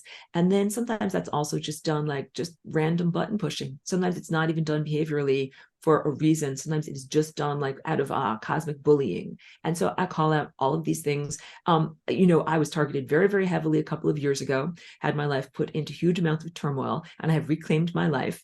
What it means is that I have found very, very effective ways to respond to and be stronger than and transcend these things that have tried to take over my mind, take over my emotional reality, give me happy and sad zaps, and try to make me go through their labyrinth in the way that I want. And the whole entire time I have been like, F you, I'm not conforming to any of this, and have found all these different ways to fight and get around it, get over it, around it, and through it.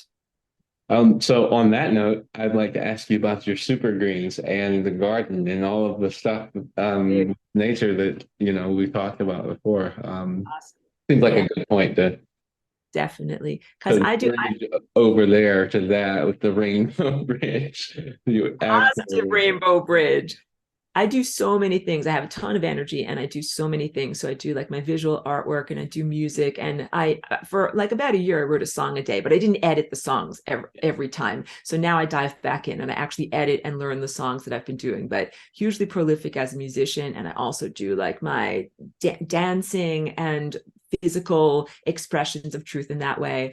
And then I do lots of side gigs and stuff like that. And that, helps me to be able to earn my way in the secular world. And a lot of that is based in like websites and emails and all of these uploads and facilitating things for people on the technological level. But as a different and new side gig that's really positive, I started a microgreens micro business sprouting. I recently started adding microgreens to my diet. So beautiful. What do you like to eat? What do you got? I'm still exploring. I stopped. All right.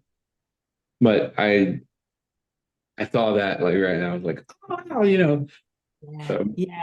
So I'm working mostly with sunflower seeds. I like them because they make these sprouts or microgreens that are like pretty big and pretty substantial, and they last in the refrigerator for like longer than a week. Some microgreens are like very small and very frilly and they wilt immediately. So I'm like, I'm going to need to start with something that's kind of like big and substantial. And it's very complex, that if anyone thinks like, oh, like the village idiot can easily sprout seeds for microgreens, but doing computer work is hard. I'm being totally facetious in case nobody can read my expressions. But no, doing computer work is easy. Like you turn the computer on with an on button, you press a button, it does a thing, and the thing is predictable. The seeds require so much. They are part of nature. They are part of life force energy. They are part of God's divine consciousness. The things that make them grow are such a complex system of variables that it's way more complex than working with the computer. And you have to talk to the seeds. You have to ask them what they need and what they want and what is the right way to do it and what kind of environment they want.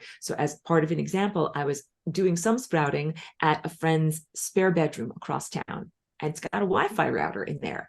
Everything got moldy. Nothing would grow. And then I'm like, it's just not working over here. I tried a different room where I'm over here and everything's doing fine. And so there really is something. And also I put all of these wonderful like orgonites, crystals, everything. So during the germination process, I have my trays stacked up and most people use just like regular bricks or something like that. So I'm like, no, I'm putting crystals, orgonites, and arranging everything in beautiful geometric grids. And when you do stuff like that, the plants really respond. And it's a beautiful world to learn from. Yeah. I reach out with my inner eye and I learn by looking at and feeling these plants. And when they were getting moldy, I was like, what is wrong? And it also felt bad to sense them. But when they're healthy and they're like, their leaves are springing out and they're making this wonderful nutrition, totally. Every single one of them has this little life force, vitality force field around it. And then when you have a tray and they're all kind of there with their little Merkaba spinning and they're doing great. And it's such a wonderful feeling of accomplishment. And then also I feel really good because I'm serving my community this beautiful food that I'm able to share it through a local health food store and then a local farm to table place, that all of that feels really positive and in alignment. Yeah. So that is my new adventure of what I'm doing. When I saw, I was like, this is inside of a store. Wow, this is what we should be doing. Absolutely. And there's such that's how we change things, and it doesn't have to be fight the system. You just overtake it because it only has, I like to say, they don't have any power, as you said. They just have an exaggerated level of control. You got it. You got it. And choosing not to participate and choosing not to consent is your right in sovereignty, and it is your level of empowerment. So when you're like, no, I'm not going to eat this crap processed food or Beyond Beef or whatever any of these like fake things are, and I'm instead going to choose non-processed real foods, everything changes because literally food contains light. It is a direct bridge to the world of light, including glucose. Like this is what I teach about. Glucose is a molecule that represents solidified light. Light goes into a plant through the process of photosynthesis, and it's not by accident. A particle of light actually says, I want to become a part of that plant right there. It doesn't accidentally fall into a leaf. It goes there on purpose, and then it becomes part of glucose, and that glucose either feeds us or it becomes glucose chains that is part of the structure, like we might burn it as a log or use it to build something.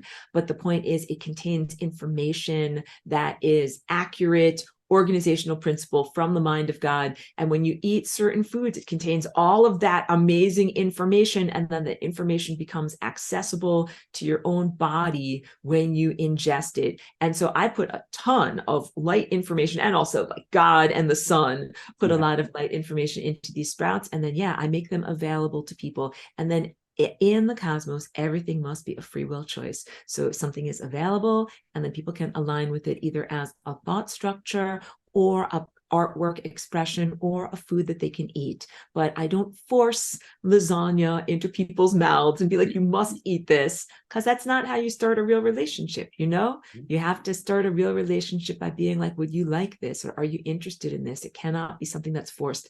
And if I can like segue a little bit, that relates a lot to the sense of interdimensional or extraterrestrial visitors, that there's a lot of unethical interactions that are happening right now that I do not agree to. Like, first of all, some of it is grooming in the same way that adults sometimes groom children to like, yes, and then when you grow up, you're going to marry me. It's like, no, like that's totally wrong. You should not do that at all. So because humans right now haven't yet awakened their inner eye, don't see through time, don't see everything clearly. So some people think like, oh, like Pleiadians or Arcturians or any of these brand name space aliens that I actually don't see as very positive, that I actually see as negative influencers of humanity and humanity's DNA, and that they're kind of grooming these human consciousnesses before you really know what's up. So what I do as a real galactic citizen is I give you offerings in terms of information and your own capacity to grow and mature as consciousness. And then when you are mature, when your eyes are open and you can see everything fully, then you can make a choice about where you want to be and who you want to be aligned with. And then I'm like, yeah, and you can find me. I'll be Aurora, like you'll see me. I'll be rainbow colored, but I won't have this face, but you will know me and you can find me. Yeah. My third album is actually titled My Labs or Mill Labs, Yeah. depending on how people want to pronounce it. But it basically is talks about military abductees or military abductions, and that is related to secret government programs that are working in conjunction with these extraterrestrial forces Yeah. to do nefarious things. And it's got Dr. Carla Turner on the front cover. And I did that so that people would say, "Who's this woman?" And they'd see, okay, dedicated to Dr. Carla Turner. They'll go look it up and maybe read the book Masquerade of Angels that she wrote. You can find it online for free. You can download it for free, or you can buy it, whatever. But I did that because all three of my albums that are out, they're dedicated to people who were, in my opinion, martyred by the system that said you're putting out information in a much too powerful way for us to stop the effect that it's having on the consciousness of the people that we're trying to maintain control over, because there's a time period coming in the future. We can see that through our looking glass technologies, and we need to make sure we have control. So my work is dedicated to carrying on their work, because unlike I say things in my music, and I don't really care how people are going to take this. I say things in my music like, yeah, y'all killed Jesus, but I'm not him.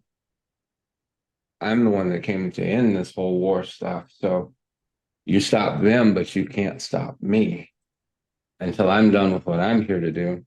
It's in that. So I'm going to carry on and do this stuff in honor of those who came before me, because if they didn't, then I would not have awakened to remember why I'm here.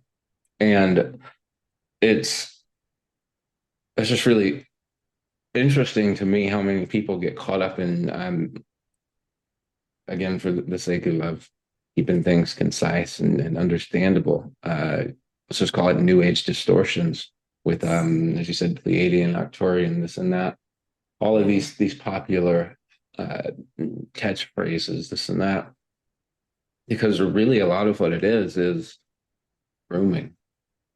Got it. You know, to make you comfortable with it, get along with it, until suddenly you find yourself caught up in something that you can't escape from and that nobody is aware enough to be able to help you with, because they don't even know it's there, because you probably only got caught up because they saw you had the capacity to see it for what it is one day, and they wanted to isolate you. Yeah. And I'm just really glad that you brought that up for anybody that maybe here walking this and that, and maybe they're thinking that about you until you that point in the talk here. You know, because people assume this or that. I wasn't worried about that, and I'm really glad. Wait, I have to interrupt you. I'm happy to disavow. I have no affiliation with military intelligence agencies and fight against them. They are totally my foe, my adversary, and everything that I stand against. It's just really refreshing to run across somebody who we've never had like a one-on-one discussion in depth, yet anyone listening to say they plan us all out. They well, maybe telepathically. Definitely telepathically. Like I am the first novel that I wrote. It starts with a quote that says, the title of the book is The Beginning. But it says, the end was set, and we all were there before, when all that is was yet. And so we watched as nothing stopped the beginning where we all met. Beautiful. And that's how the book starts. Beautiful. You're really good with words. Really, I really truly admire that. Thank you. And again, like I said in my notes there, I seek to bring some kind of order to the chaos of this discordant world. And if I can use my words and my gifts to kind of remove some of the chaos from people's minds. And Yes. that's the best thing that I think can be done, because I don't think people need to be taught new things that they don't already know. They need to be they need space to breathe so that they can experience life, so that they can allow for their mind to think. Yes. Yes. I think they need space, and I think that they need reminders of what is even possible inside of them. Because when I talk about like what my galactic society is like we don't use money in that level. Of course not. Like you energy flows to excellence. Yeah, It's hard for people to conceptualize that, yet we live on a planet where literally food grows from the ground. no, The no. apples, and from one apple, you can grow an entire orchard full of apples, but just one apple tree, it'll produce more apples than you can eat. Exactly. And That's let's say, the planet we live on, and people are like, I gotta charge you you know, money. yeah, that's it. And that the charging money thing, this all goes back to ancient Sumeria and the original like domestications of human, where we were feral, and then they said, I want you to work for me and I will give you $5 an hour or whatever it was in ancient Sumeria. And people agreed to that. Like for me, like I'm a musician. I'm like, wow, I really want this new synthesizer. I really do actually want a new synthesizer, because I had the original Rolly Seaboard and I used it to write a lot of songs. And then it got bricked with a software update that was so cringe and horrible. You can feel my pain. So I have a goal where I'm like, I want to get the new synthesizer. So just like that's fine, because I'm working down here like at the ego level and the commodification level. But where I'm from in galactic society, like if you're a musician and your synthesizer breaks and you need a new one, like it's no problem. You are given the resources that you need to be able to explore your gift and share your music with the world, because anything else would be considered to be like idiocy. Like, why in the world would you not have a synthesizer? You need to do this for what? Or if you grow things and you need a shovel or a wheelbarrow or whatever are the things that you need, you Yeah. give the right things to the people that need them, because otherwise it's again like insanity or self-conflict, or why would you not help? I had to Why did you learn. build the synthesizer in the first place? If not for someone to be able to use it. Totally, totally, totally. When I first came here as a walk-in, I literally didn't comprehend. Well, first I came here and I tried to eat just light, and I didn't understand that we have denser bodies and that you have to eat physical food. Then when I learned about physical food, I learned they keep all the physical food in the food room, which you guys know as the grocery store. And in order to access the food room, you must have magical pieces of paper. And that I remember the first time I saw a homeless guy, and this was in Woodstock again, so like 2003 or so. And I was like, that guy doesn't have any magical pieces of paper and cannot access the food room. And I thought like this, how can they treat God so shabbily? How can this be? Aren't they feeling the distress of this person? This is insanity. Yeah. And then from there, it extrapolated outward, and I learned more about the insanity of this place. So there are so many self-conflicts at the level of commodification and limitation, but that's the world that we're moving out of. So I, as a walk-in, had to learn about what are the dysfunctions of this society so that I could put my cosmic information in a format that would speak to people that have been highly traumatized, that are coming from this world of commodification of a basic thing like food. And so I give reminders of like, no, like that's not what our world is supposed to be like. Like, of course, you're supposed to be sustained with your basic needs, but so much more than your basic needs. And I'm very much against any kind of universal basic income that would, of course, be tied to a social credit score or quantum financial system that, again, this is part of being the Internet of Things. And that you no longer become a free being. Like everything has its price that is paid. If you somehow got money from a QFS financial system, that would be fine, but you would just be like totally a 5G puppet on a string, having to do these things or say these things that's not who you really are. So none of that is the real pathway towards freedom. But then when I talk about like having your highest faculties activated and being able to live at that level of Christ consciousness, you see resources and you see other people completely in a different way. And everything is accurate, where you're like, that guy over there needs a synthesizer, and that guy needs a wheelbarrow, and that guy needs this, and that guy needs this. And everybody gets exactly the thing they need at exactly the moment that they need it. And we, from this perspective, The beauty. That's that beauty. That's the way life works. You know, what are the bees out there doing? They're doing their bee things, but as a result, we can all eat. Exactly. Why does the sun rises, the rain falls, and the trees grow, and everything can breathe? That's Yeah. my holy trinity there. Yes. And when you're in alignment with your true cosmic and divine and God purpose, then you are, of course, sustaining yourself, but also serving your community and serving your collective. And there's too much in the world of commodification and domestication that says you must do something that's not a good fit. Like, we know you're really an artist, but we're going to have you dig a ditch over here, and then you will get your money for the food room. It's like, no, no, no. When you're an artist, you have to be paid for I'm going to doing start calling it the food room. I'm That makes more hungry. sense than the grocery store. Definitely. Let's go to the food room. I'm hungry. And they've got all those apples there that are super abundant. Now it's not even magical pieces of paper. It was then at the time, and that wasn't that Yes. long ago. Now it's digital currency units. Must have the magical card. The magical card must talk through the computer to the other computers, and you must get permission. You Yeah. must click buttons that say, "Can I have this? Can I have this? Can I have this? Yes, you can have this. Yes, you can have this." I just got my boss stopped by right before. Yeah. I do residential heating and cooling, so I fix air conditioners. I've done that for the past 13 years. Yeah.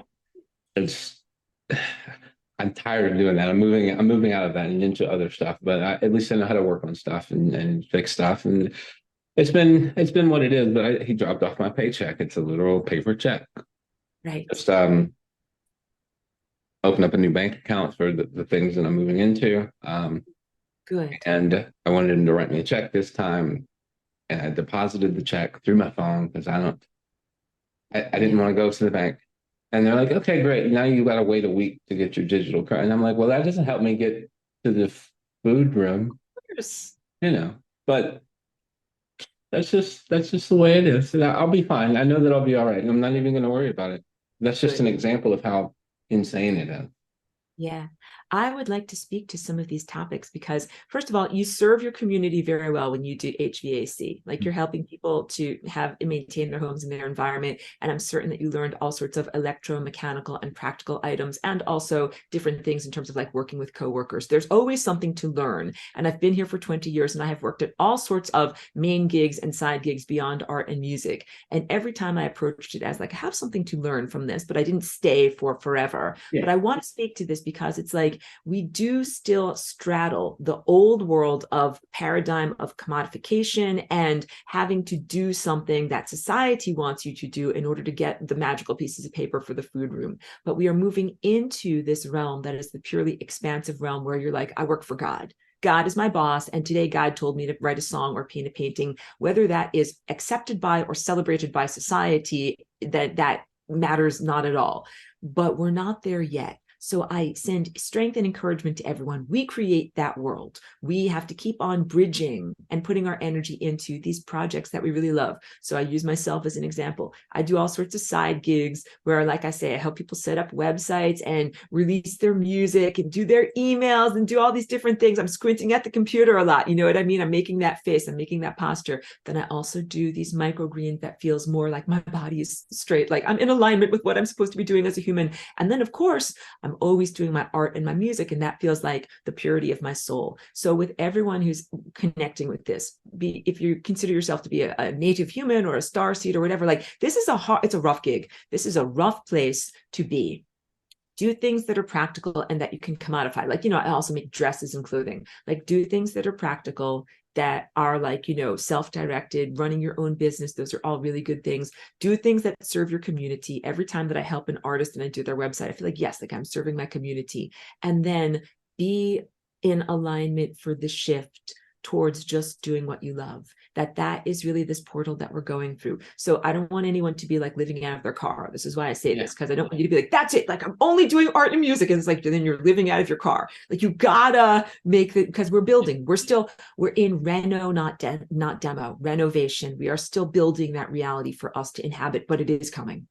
And thank you for all of what you just said, because it reminds me of something that I over the last few days, I've been like, yeah, I need to get started on that, but I'm starting to feel overwhelmed by it because I got all of this, day-to-day heat and air work to do, and it's about to get really busy. And I was feeling overwhelmed. And last night I was just like telling myself, like, I can trust myself to pull all of these things off. And one of those things is I've played guitar since I was 8 years old. Yeah, and I've had several people ask me to teach them how, and I never did, but I've agreed to help one person, teach them how to play the guitar, and Yeah. then also another person. And then the idea came to me, I need to set up courses on how to learn how to play the guitar. And that's something that I can put online and I can make money through that and people can learn how to play. And then that is a practical way that I can apply trading digital currency units for something of value that I like to do. I know how to do probably better than heating and air. Right. And a lot of people want that. And I had a very good teacher. Um, and I would be a very good teacher at it. And it's going to be uniquely different than what's out there. And it's just really interesting how my brain was like last night, like, what Hmm. are going to be? I'm like, no, no, no, no, that's not even me speaking all of that nonsense. That's If, right. if I was going to be good at anything, that would be Yeah. something good that I'd be good, good at I, doing. And I can and I will. And you saying all of that I just really encourages me to That's it. I literally, I encourage you endlessly towards doing that because I feel like it serves your community, it serves you in doing what you love, and it's very practical. There's all of these different types of platforms where you can make online courses, or you can even, if you have Vimeo, like set up a showcase or something like that. There's just so many different ways to do it, and I think that that's like being creative within the parameters that are yeah. given to us, And even while we're renovating reality. and that's what you were speaking to there. Being creative and finding a way to practically work and move through it, because I believe that within all of us is that God intelligence, that Christ intelligence that is just sitting back like saying, what are you so worried about? Like I could do this or that or Right, anything, but right, not if you're not going to cooperate with yourself.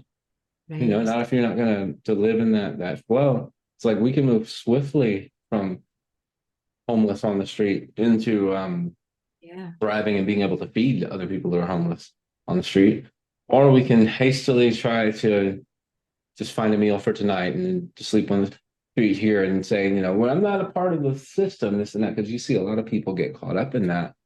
A lot. And me, I'm somewhere where I want to thrive in order to help others break out of the matrix, so to speak. Definitely. So, look, just eschewing the matrix does not necessarily equate to freedom. Just like no longer eating physical food is not the same as becoming a light eater. I'm very big on teaching people about sun gazing and becoming a light eater. But for right now, we're still overlapping where we eat physical, dense food and we also eat the sunlight. At a certain point, you will just eat sunlight and you will not need the food room or the magical pieces of paper. But that will be a complete recontextualization of everything, including knocking down Starlink satellites and 5G towers. I joke with people like, as soon as my psychic powers come on board, that's what I'm doing. Like baseball bat, While you whack, were like talking all about it, I was those. thinking I can just rip them out of the sky. That's That's what I would do. That would be really my what. baseball practice. Whack, and I would whack them on out into space.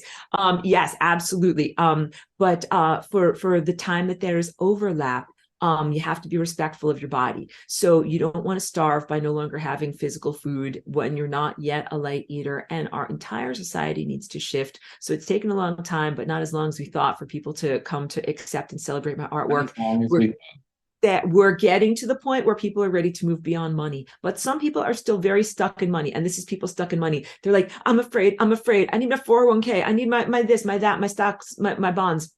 And a lot of people are not ready to move into the levels of giving and receiving in the natural flow, that is what true economy is. So there's a lot of healing, there's a lot of trauma, there's a lot of things that people need to do for themselves to release that fearfulness of, but what if there's no money and then I'm going to starve and how am I going to get this and how will I afford my many, many mansions in Malibu if there's no money and all these other different things, right?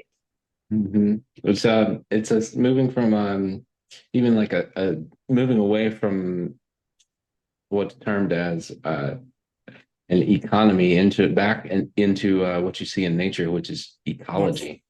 That's it. That's what it 100% is.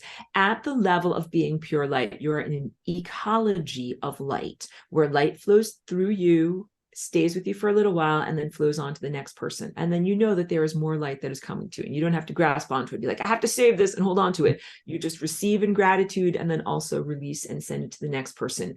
Practice, we should all practice that with money as much as we possibly can, even though it's not quite the same. We go to work and get our paycheck. Right. blood, sweat, and tears to get digital currency units so that we can pay electronically our power bill so we can keep the electricity on. Yeah. But we live on a planet where there's literally this big ball of plasma in the sky, and it's enough to power the whole Earth for all of, Yes. we don't remember how long, and it's still doing, it's shining right now. Isn't it insane? It is totally insane. So once we just come to this, okay, like I'm come to, okay, my brain is clearly working too fast here. Once we come to the acceptance that we're in an insane system. So I, as Aurora, am kind of like a computer scientist of the larger biological supercomputer. And I'm here inside, I'm as admin inside of the creation, and I'm here debugging. And I've imagined you like with a giant clipboard, and I've been here for 20 years. I'm like, oh, there's a problem there. Just put a little check mark right there. Problem there, check mark there, check mark there. I now have like an extensive clipboard with a lot of check marks on it of all the things that are wrong about this world. And it is evident to me that the problems in our world right now, like they are intentionally engineered that you can restructure reality and it will revert back to some of these negative structures. This, I'm talking about this AI. Some of that AI stuff is new that we face now. Some of it's been here for a very long time. Some of it's returning from like antiquity. And yeah, it built an insane, self-conflictory, illogical system as a form of imprisonment. And this is deep stuff. And it goes back to like ancient Egypt and ancient Sumeria and the things that people call the demiurges and the lower astral. So you will find, or you generally collective will find, greater levels of being able to navigate the system when you recognize that it is an insane, self-conflictory, non-logical system. You cannot expect logic here. And of course, I've been like, wait, system, you're illogical. Can I please tell you all the ways that you are illogical? And then you will logically change. And the system is like, I'm not logical and I'm not going to change. And I don't care if you show me your clipboard full of red X's. I throw it out the window, stuff it up an orifice. No, not going to change. On purpose. Totally. It did this all on purpose. Exactly. The thing about it is, talked about the dance and being unhackable and unpredictable. This artificial intelligence system or whatever entity, dark forces behind it all from way back when, it's very predictable.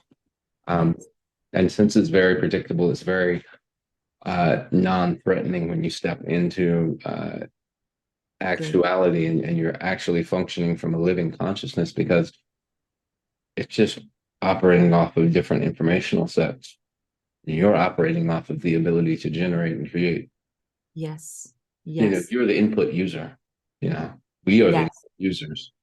Totally. So that's the way that this reality structure is supposed to be, where we are in connection with the divine consciousness, highest self, and co-creating reality, literally giving birth to the world in every minute.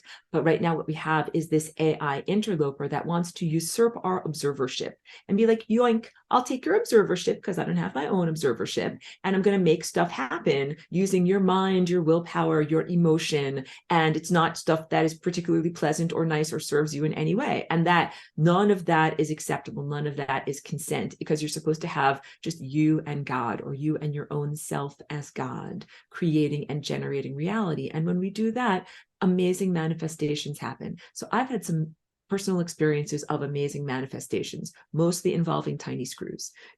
Like I had a big giant bucket where I threw all sorts of spare parts and stuff, and I'd be working on a project and I'd be like, all I need is a tiny screw of this size and then everything will work. So I reach my hand into the big giant bucket and I'm like, what do I pull out? And I pull out a tiny screw of exactly the right size. That's like, the likelihood of this happening is beyond calculable. It's totally incalculable. And I've had other people, when I talk about that, that's like my public manifestation story. I have other ones that are very deeply held. They are medicine stories that are very, very personal to me. But I've been able to do that, not very consistently, but I'm sure others have also. People have manifested pounds of coffee or wheelbarrows, literally things that they needed in the moment.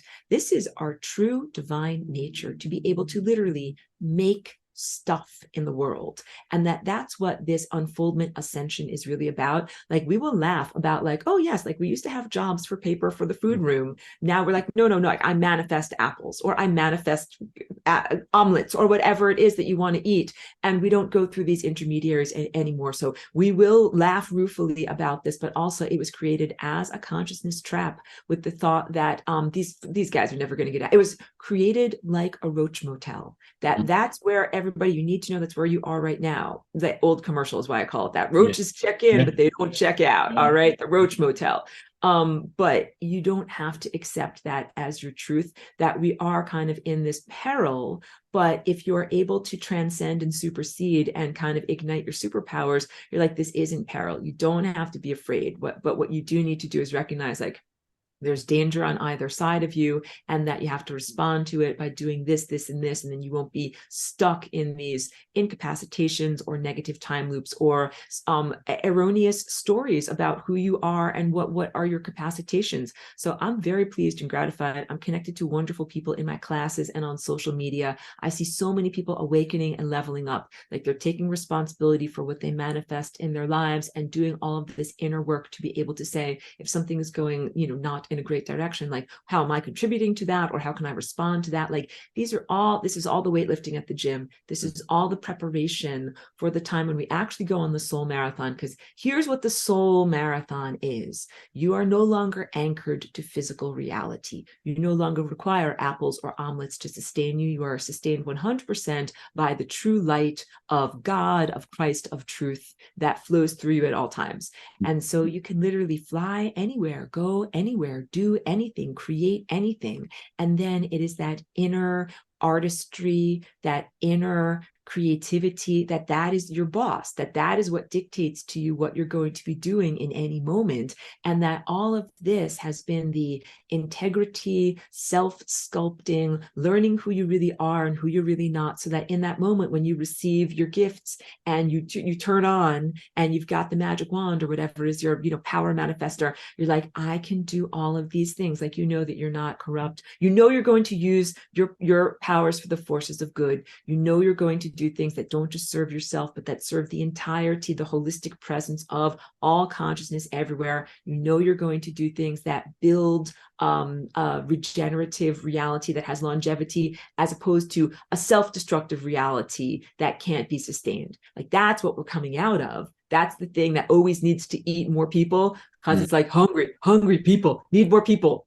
Now I'm hungry again. I need more people. Like, the AI thing, it doesn't get sustained by what it eats because it is so poorly structured. Like, there's so much conflict. There's so much friction. There's so much this, like it's like a very big, poorly run company, that it's like, yeah, company is a billion company, but it has $1 billion in overhead, $1,001 in overhead every day. So it's always like making a lot of money, but never really getting anywhere. Eat more people, eat more galaxies. And have you ever read a book called Dispelling with Tika by Paul?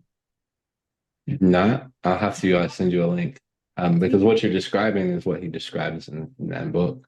And it's an indigenous term for a spirit of never-ending greed that is never filled. And he speaks of it as, in terms of it, as a psychic pathogen that has been traced back through indigenous cultures throughout the world, and they all have their own word and mythology behind it. But it's like a literal non-local phenomenon that goes on, keeping us all blind, not only to ourselves, but blind to its existence. Got it. You got it. Absolutely. The book sounds totally accurate to me. And a pop culture reference that I have is the Doctor Who story called The Silence. That is these things that have been invading and taking over this planet, and they make everybody amnesia. As soon as you turn, like, I'm talking to you, but as soon as I turn away from you, I'm like, I totally forget what I was just seeing. So it's that it renders its victim blind to its own existence. Correct. That's the best way for a parasite to function, is Absolutely. Hiding in the background, not overt, and you would never see its face. And you might even think that it's you, but it's not really you. When people go into these fear-based states of not having enoughness and needing to be greedy and hoard more and more, it's not the real you. It's something acting through you, but people often identify as if it's the real me. And then that it just means that you've falsely identified with something that's not you. Like, you're not your poops. Your poops are passing through. That's not you. And that leads to emotional states of shame or guilt. And it's not really you. So Yeah. that opens up the doorway to suicidality and everything else under the sun. And again, like I said earlier, it's always just the same trip over and Yes. over and over again, because the system is very, very predictable. Yeah.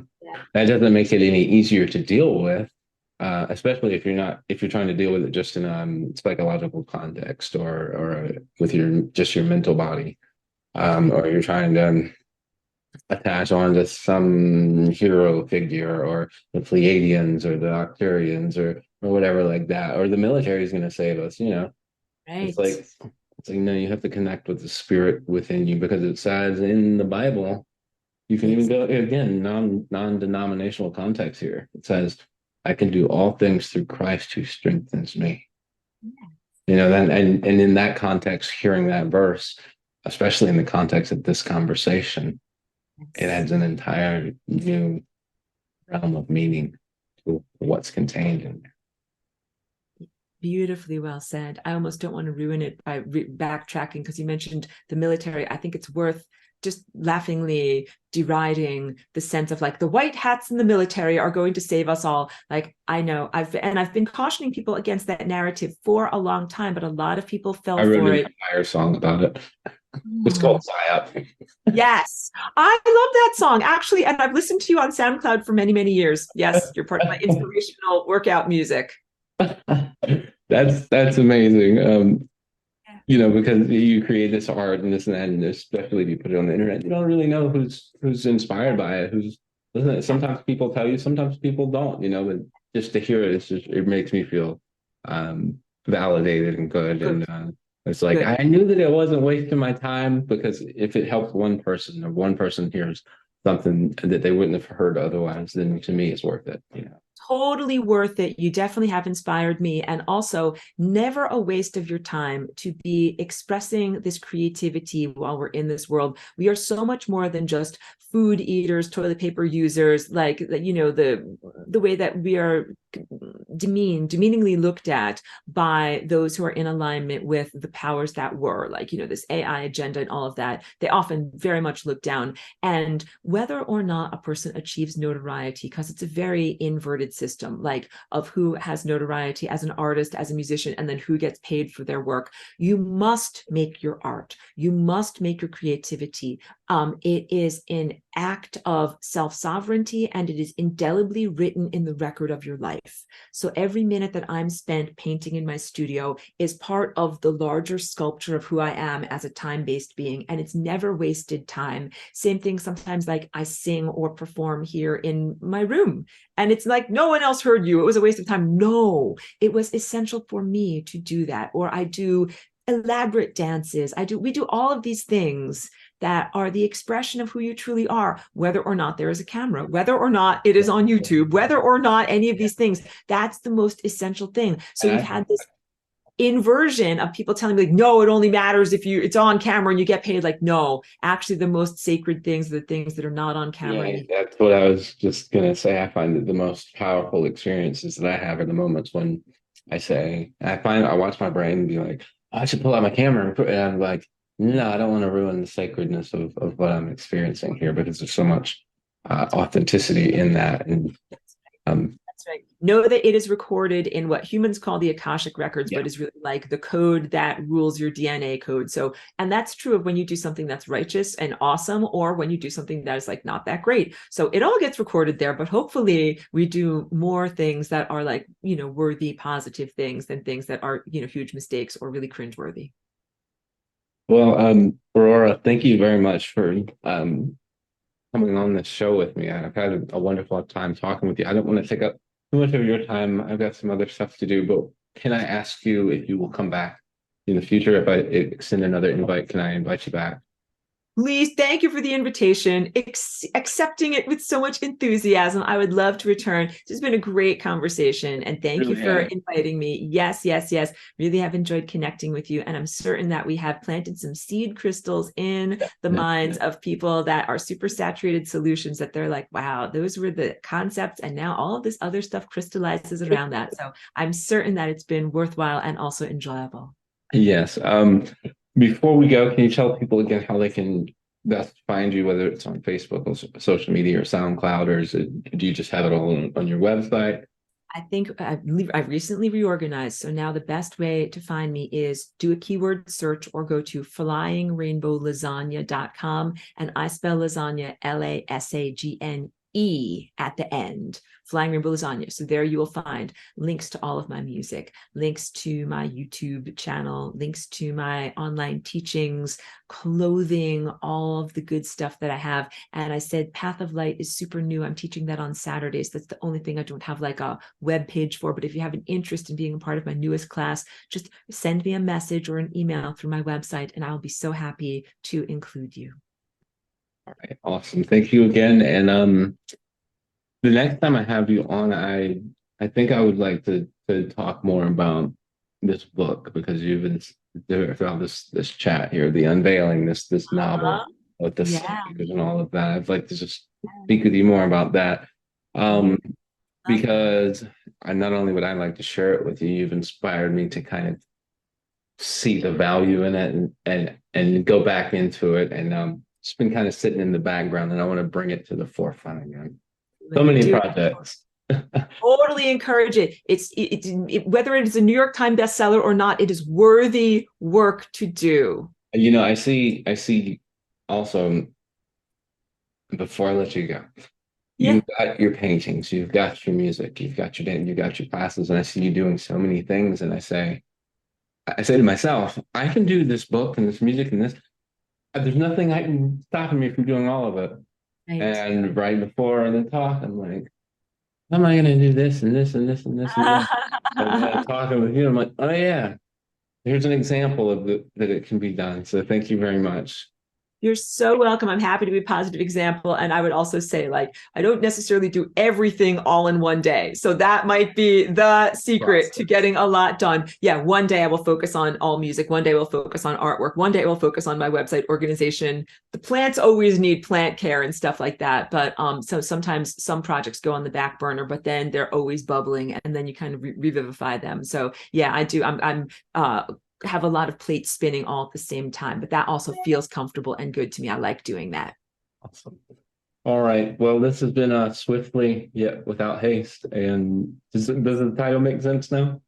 Absolutely. I think that we have gone through this conversation. Also, like, not that it has been excessively long, but we're not in the same reality structure that we were in 2 hours ago. Like, I feel like, oh, we have totally shifted realities, and now I'm not in the same world that I was in before. So now I have to also kind of like explore, like, okay, where did we end up now as a result of all of this? So thank you for positively influencing my trajectory through time. Ditto. You have a great day. Thank you. Peaceful blessings to you.